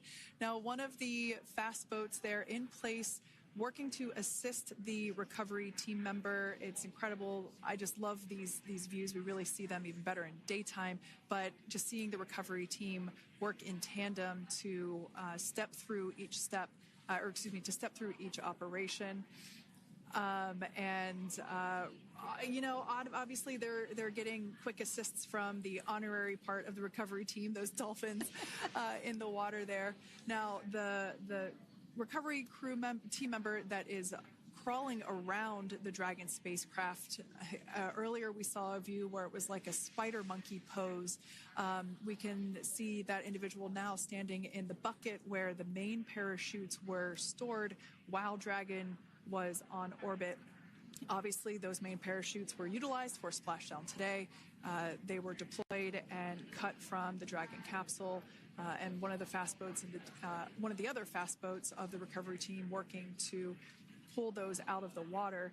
Now, the recovery team member that is there working on top of the Dragon capsule. Earlier, we saw that person performing safety checks. Now we can see some harnessing being placed around the capsule. This harnessing is what will be used to lift the Dragon capsule out of the water and onto the recovery vessel. Wow, we got a cute little pod of dolphins. It wasn't just one or two. I mean, that water just looks beautiful. We had ideal splashdown parameters today. Obviously, wave height, ne'er a concern. The weather is beautiful, as Jaden mentioned, in the 60s, sunny.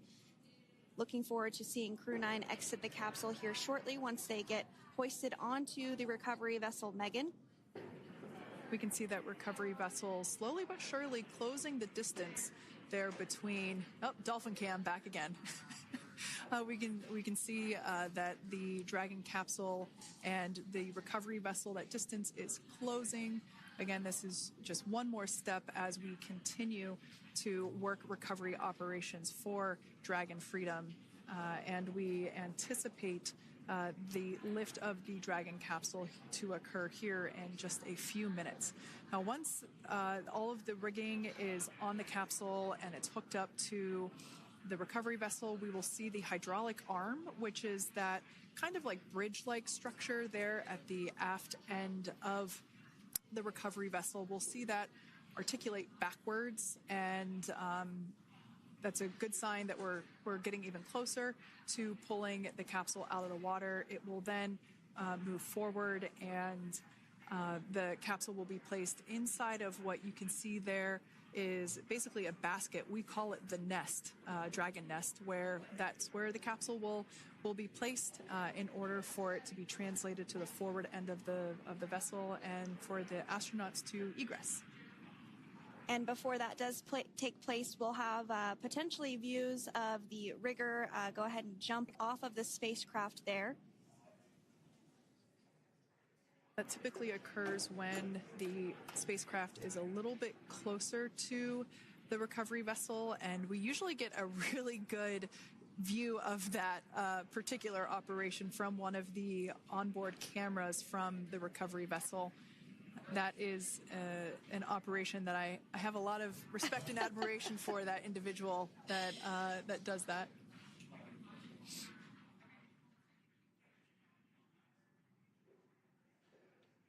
So again, Dragon continuing to get closer and closer to the recovery vessel Megan. You see some of those ropes now coming into view as well. If you are just joining us, Crew-9 Splashdown off the coast of Tallahassee, Florida at 2:57 p.m. Pacific time with NASA astronauts Nick Hague, Butch Wilmore, Suni Williams, and Roscosmos cosmonaut Aleksandr Gorbunov. They're now working through procedures to hoist this spacecraft up onto the recovery vessel Megan. We just saw that hydraulic arm get lowered into the lifting position. That arm will be the mechanism that is utilized to lift Dragon up and out of the water and into the nest located there at the aft end of the recovery vessel. And the recovery vessel being used today is, as we mentioned multiple times, is named Megan, but that's actually after NASA astronaut Megan McArthur, who flew on Crew-2 a couple of years ago.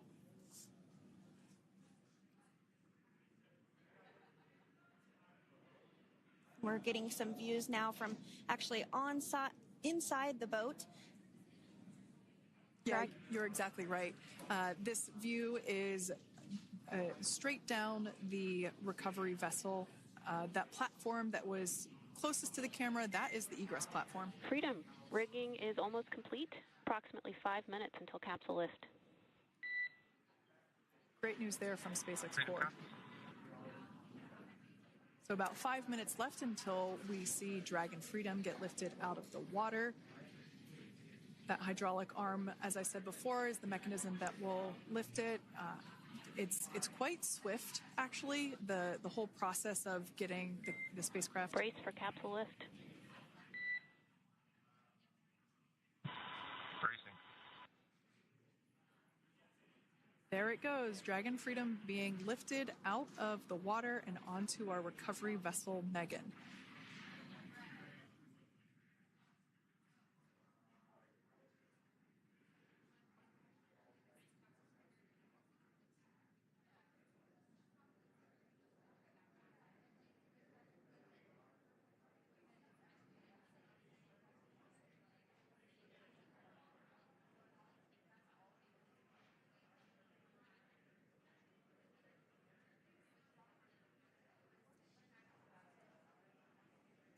So once securely on... Welcome aboard the recovery vessel. Recovery personnel are completing final checks and stand by for translation to the egress platform. Freedom copies. Great news there, letting us know that Dragon Freedom has been successfully recovered from the water's surface. If you've just joined us, we had an on-time splashdown at 5:57 p.m. Eastern Time, and we can now see that the water recovery operations are continuing to progress. The nest where the Dragon spacecraft is located is going to get moved forward. This will happen after one of the recovery crew members does some checks, and we'll also see some hosing.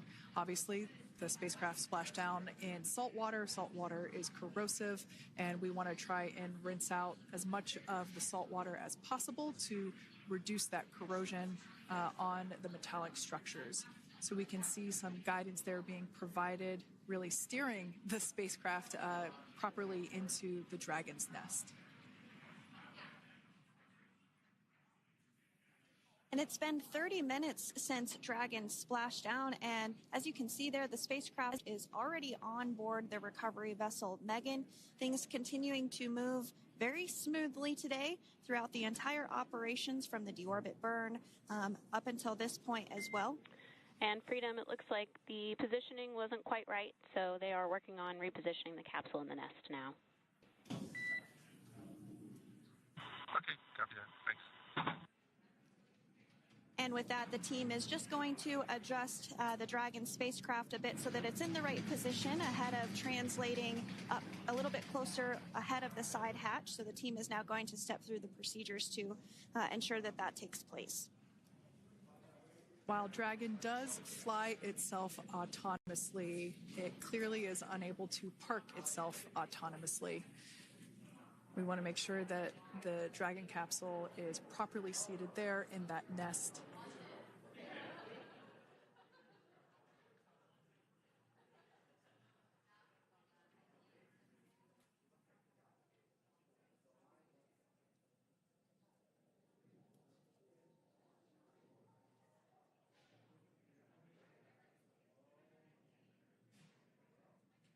Once Dragon is fully seated in the nest, we'll probably see a bunch of that salt water come out from the bucket there located underneath the side hatch.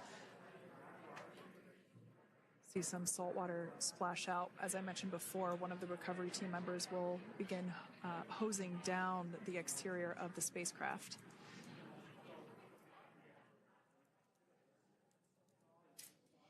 So you are continuing to get some great live views on your screen of Crew-9, which includes NASA astronauts Nick Hague, Suni Williams, Butch Wilmore, and Roscosmos cosmonaut Aleksandr Gorbunov, who splashed down off the coast of Tallahassee, Florida, 2:57 p.m. Pacific time this afternoon.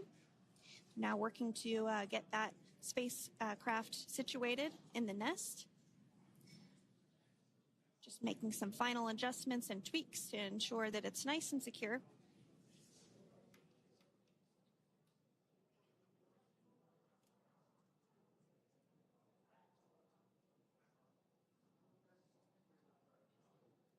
Once the spacecraft is seated and secured and oriented correctly in the nest, Dragon will be moved into the hangar located underneath that helipad that we saw earlier from the aerial views during recovery. All right, Freedom, looks like you are settled into the nest now. Team is working through hypergol sweeps. Copy all.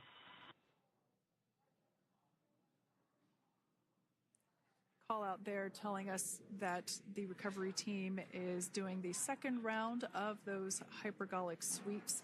This helps ensure that everyone, all the recovery team members that are located basically right where this camera is located on, towards the forward end of the recovery vessel, that they will all be safe once the spacecraft is translated forward.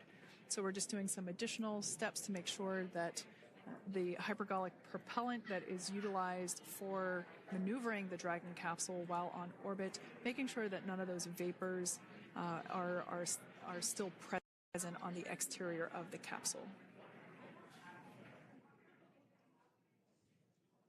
That's right. And there are a variety of individuals on board the boat that help with recovery operations. Not only do we have the recovery personnel that you see here, but we also have a doctor that will check out the crew members as standard procedure. As with any spacecraft that is returning from space, we always perform a medical check with the crew. So you will see the crew come out of the capsule and be placed on stretchers, just like with the Soyuz landing and with all of our Dragon splashdowns. That is the nominal procedure.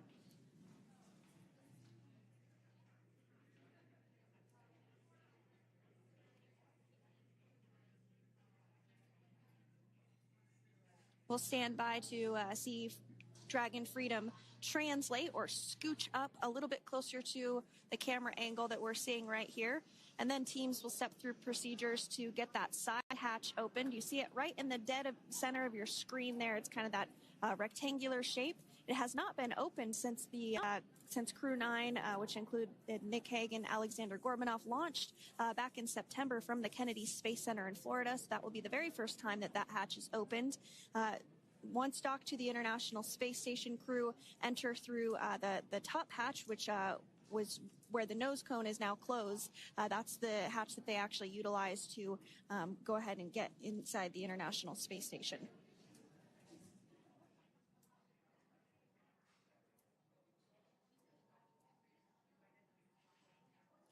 So as we get a little closer to that hatch opening procedure, you might start to see more individuals come into frame for some of that support.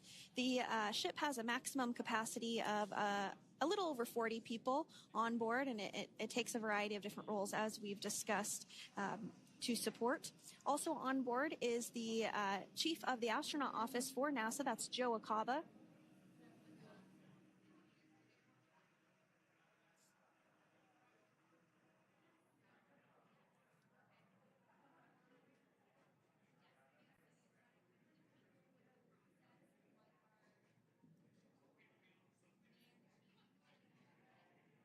Now, while we are standing by for translation of the Dragon spacecraft to the platform there, the recovery platform that we see in the foreground, it is important to note that Nick, Suni, Butch, and Aleksandr will be getting assistance from the recovery teams while exiting the spacecraft.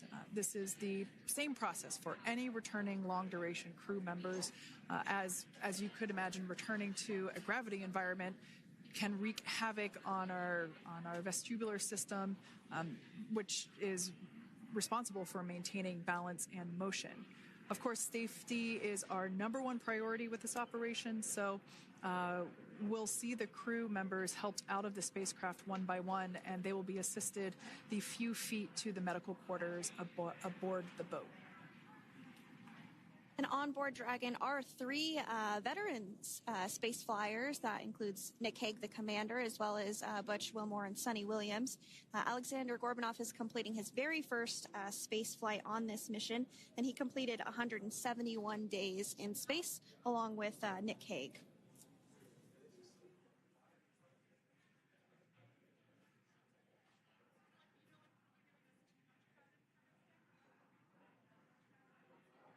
For those of you that have just recently joined us, well, I would encourage you to hit that rewind button and go back a few minutes. It was a beautiful splashdown of Dragon Freedom with the Crew-9 cohort on board.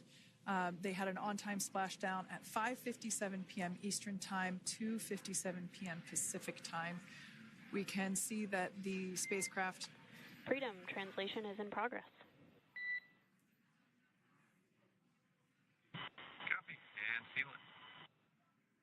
We can see that spacecraft was successfully recovered from the ocean surface and is now being washed with fresh water, as obviously they splash down in salt water. So we're trying to rinse off as much of that salt water as possible. And we can see the spacecraft continuing to move closer and closer to that recovery deck. Freedom, the crew is working on side hatch opening now. expect hatch open in about 2 minutes. Okay, copy that. And Kira, just wanted to say that you guys, you and the team did an awesome job,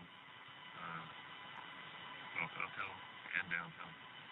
Just really, really impressed. Thank you. Thanks, Nick. It's been an honor. This is a pretty exciting moment coming up. We are working to open the side hatch.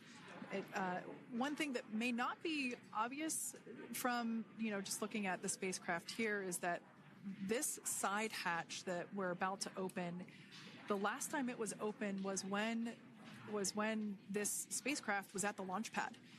This side hatch is what is used for initial capsule ingress and final capsule egress, but all comings and goings from the spacecraft while it is on board the space station are from the forward hatch, which is located at the top of the spacecraft under that nose cone. So this is a pretty exciting moment because it will be the crew's first breath of fresh air since boarding their ships at the start of their journeys last year. And the very first person that will have the opportunity to say hello to the crew once that hatch is open is a SpaceX medical recovery personnel representative. Then we'll see procedures take place to remove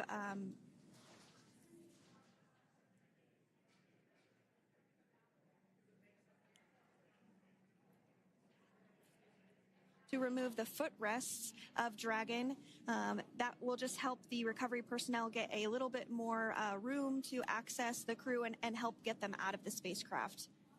Yeah, you're absolutely right. Safety is, once again, top priority here, and removing those footrests from all 4 seats will be helpful as a SpaceX recovery team member will actually go into the capsule into Dragon Freedom to help the crew members unbuckle and stand up, and essentially we'll also see a fun little slide be put in place to help the crew members exit the spacecraft safely. So yeah, we're going to remove all 4 of those footrests to basically give a little bit more working room inside the spacecraft. That's right. And we did hear the go for that hatch opening, so we're just a couple minutes away from being able to see that. And then we might be able to get the chance to see a couple of views inside of the Dragon and see the crew following their splashdown. Now, opening that side hatch isn't quite like opening, the door to your car. We have to depress the seal around the side hatch, as well as, we'll now see them open that side hatch up.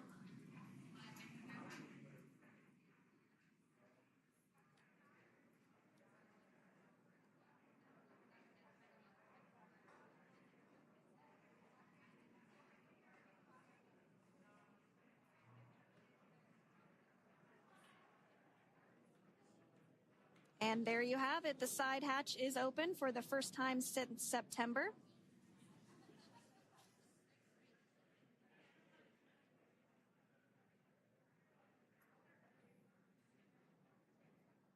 We can see some of the protective equipment there that was brought into frame that will help protect the edge of the side hatch, one from any potential damage. Oh, we can see the recovery crew member there taking photos of the side hatch seal. This is part of the standard operation for recovery. These photos will get saved into our procedure. We'll then install that protective frame around the side hatch. This helps to ensure that the side hatch itself, the edges of it, incur no damage while crew members are coming out from the spacecraft.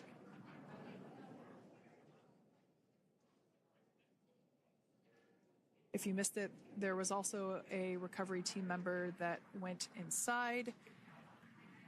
So there are now 5 people on board the Dragon spacecraft.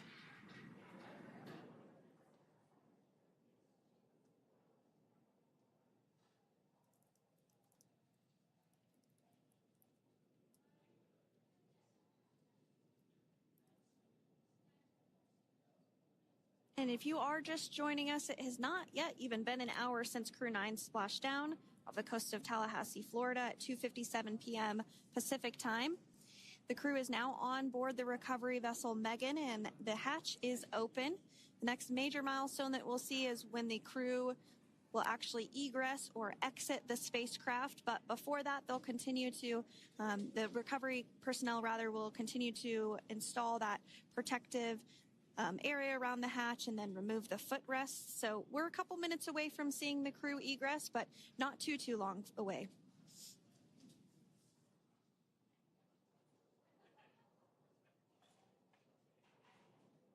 We'll probably see those footrests being handed out here in the near future, as I mentioned before. Oh, of course, we got to get a well-documented photo of the moment. Although we can't see it from here, I'm pretty sure there are 4 smiles on board right now. And we did hear that report out from the commander, Nick Hague, following Splashdown, that there were four smiles as far as he could see. Yeah, capsule full of grins. Now, generally speaking... And there we do see Crew-9, some happy waves, smiles all around back on Earth.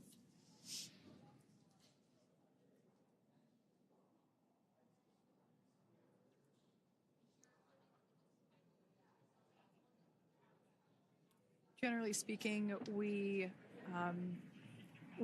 have the individuals in the 2 center seats of the spacecraft exit first.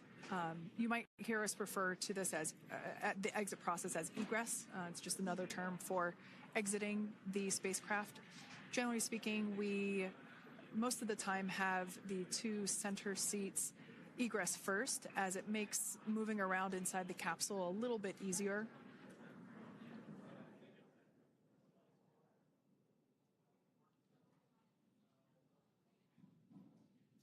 We can see the tablets that were previously located on the upper leg of the crew members. We can see those being handed out to the recovery team. Those were taken off prior to the entry phase, to spacecraft reentry. Those had to be stored and secured prior to dynamic operations.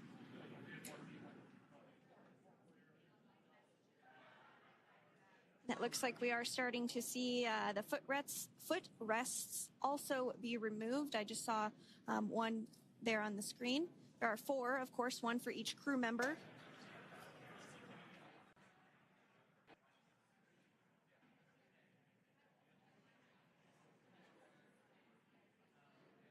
Those footrests are made out of carbon fiber and are actually sized appropriately for each crew member, as everybody has different measurements and different leg lengths.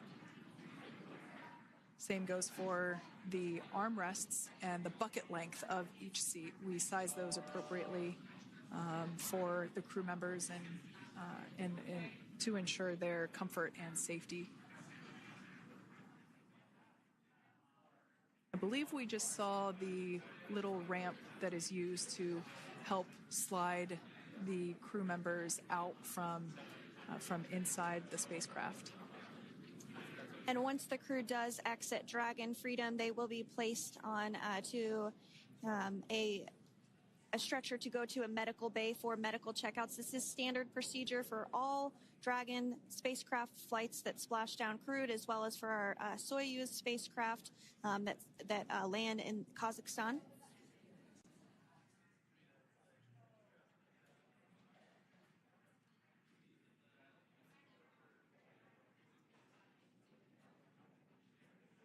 We can see the exterior of Dragon Freedom quite clearly in this shot, and it's such a beautiful sight.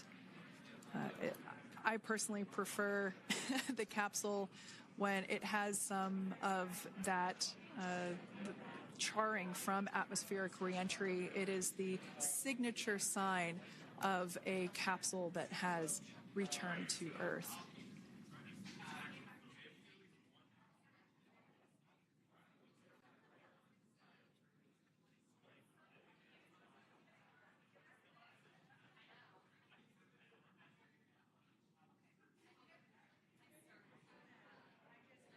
Continuing to stand by for our first crew member to egress or exit for Dragon Freedom following their splashdown at 2:57 p.m. Pacific time.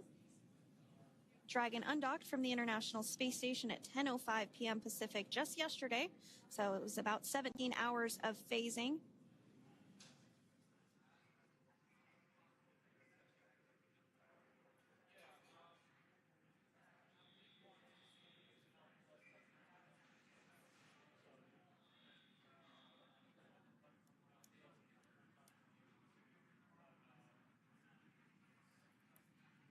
And while on board the International Space Station, Crew-9 contributed to 900 hours of science, over 150 research experiments and investigations, making great use of the microgravity lab of the International Space Station, which celebrates 25 years of continuous human presence this November.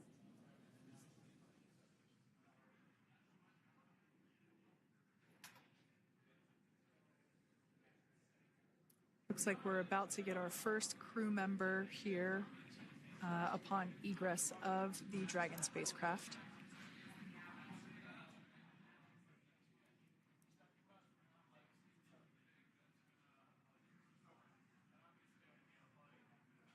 So we are standing by for that egress.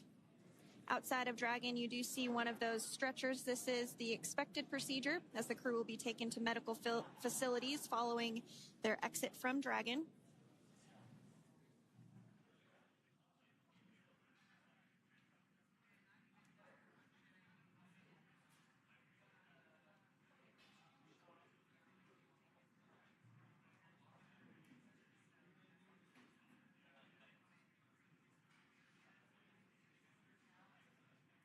We can see folks on board clapping as our first crew member. And that is NASA astronaut Nick Hague, commander of Crew-9, now out of Crew Dragon Freedom. Some smiles, thumbs up, and a wave. Can't get any better than that. Yeah, that is one happy camper, that's for sure. As we said before, it is standard procedure for all of our long-duration crew members to receive assistance upon egressing from the spacecraft. We basically help them move off of the recovery deck and into the private medical quarters for their initial consultation with the SpaceX flight surgeon. So we'll see that take place for all 4 of our crew members today.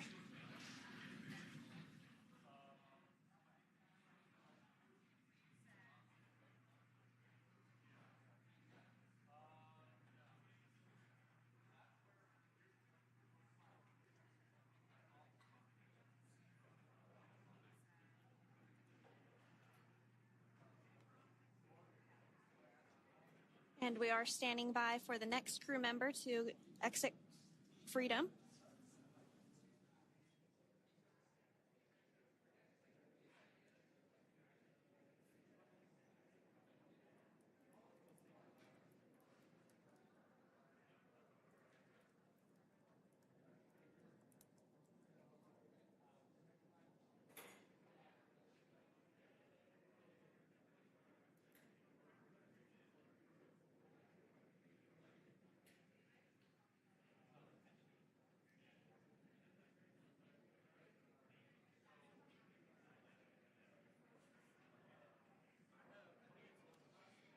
Next up out of the capsule, we expect Roscosmos cosmonaut Aleksandr Gorbunov.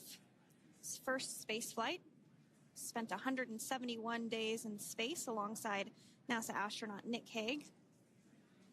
Looks like we're getting some cheers and clapping on board as Aleksandr is slid down the little ramp and placed into the mobility aid. Once again, big smile.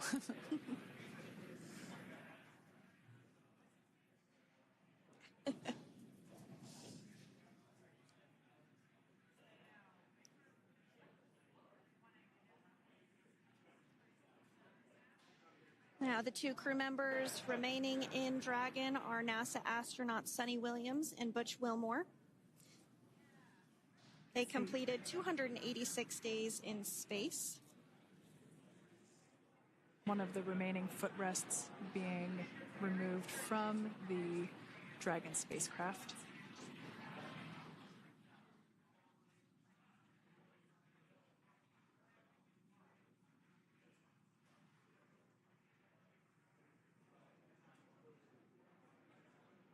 As I said before, we generally try to have the crew members that are located in the two center seats aboard Dragon, and we like to have them egress first if possible, as it creates a little bit more movable working room inside the spacecraft.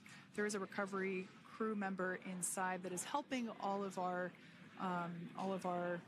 Crew-9 crew egress or exit from the spacecraft.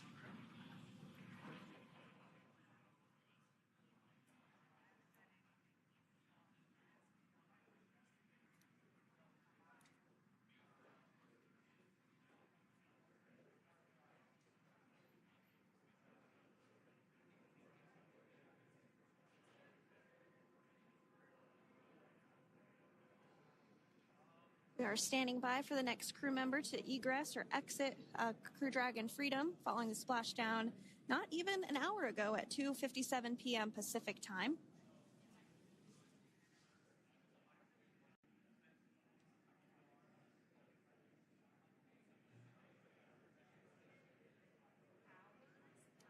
Really have the recovery operations down pretty quick at this point. Yeah, it's pretty incredible to think that, just 5 years ago when we were doing the initial demonstration missions of the Dragon for Crew Dragon, that now we're under about 30 minutes for, to retrieve the spacecraft from the water, and just several minutes here while it's been on board, and to get everyone, really to get that side hatch open.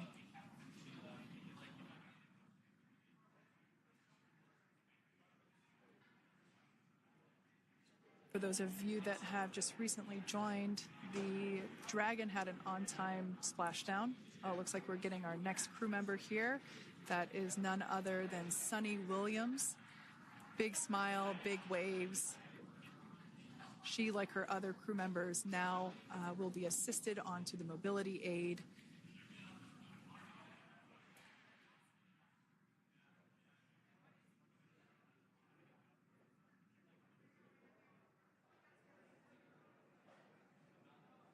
There we have it, some waves, some thumbs up, and some smiles.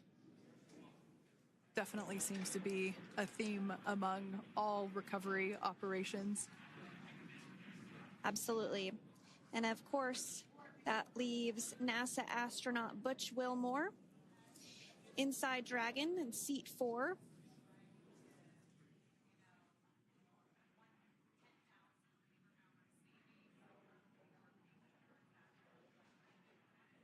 We're getting some views of him now as he egresses or exits the spacecraft.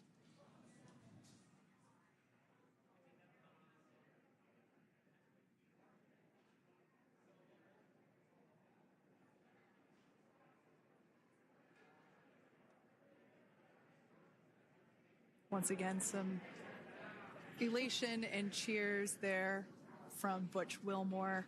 As we mentioned before, returning to Earth coming from a microgravity environment can wreak havoc on the body. So it is customary and just standard procedure for all of our long-term space residents to get assistance once they are back on board the recovery vessel.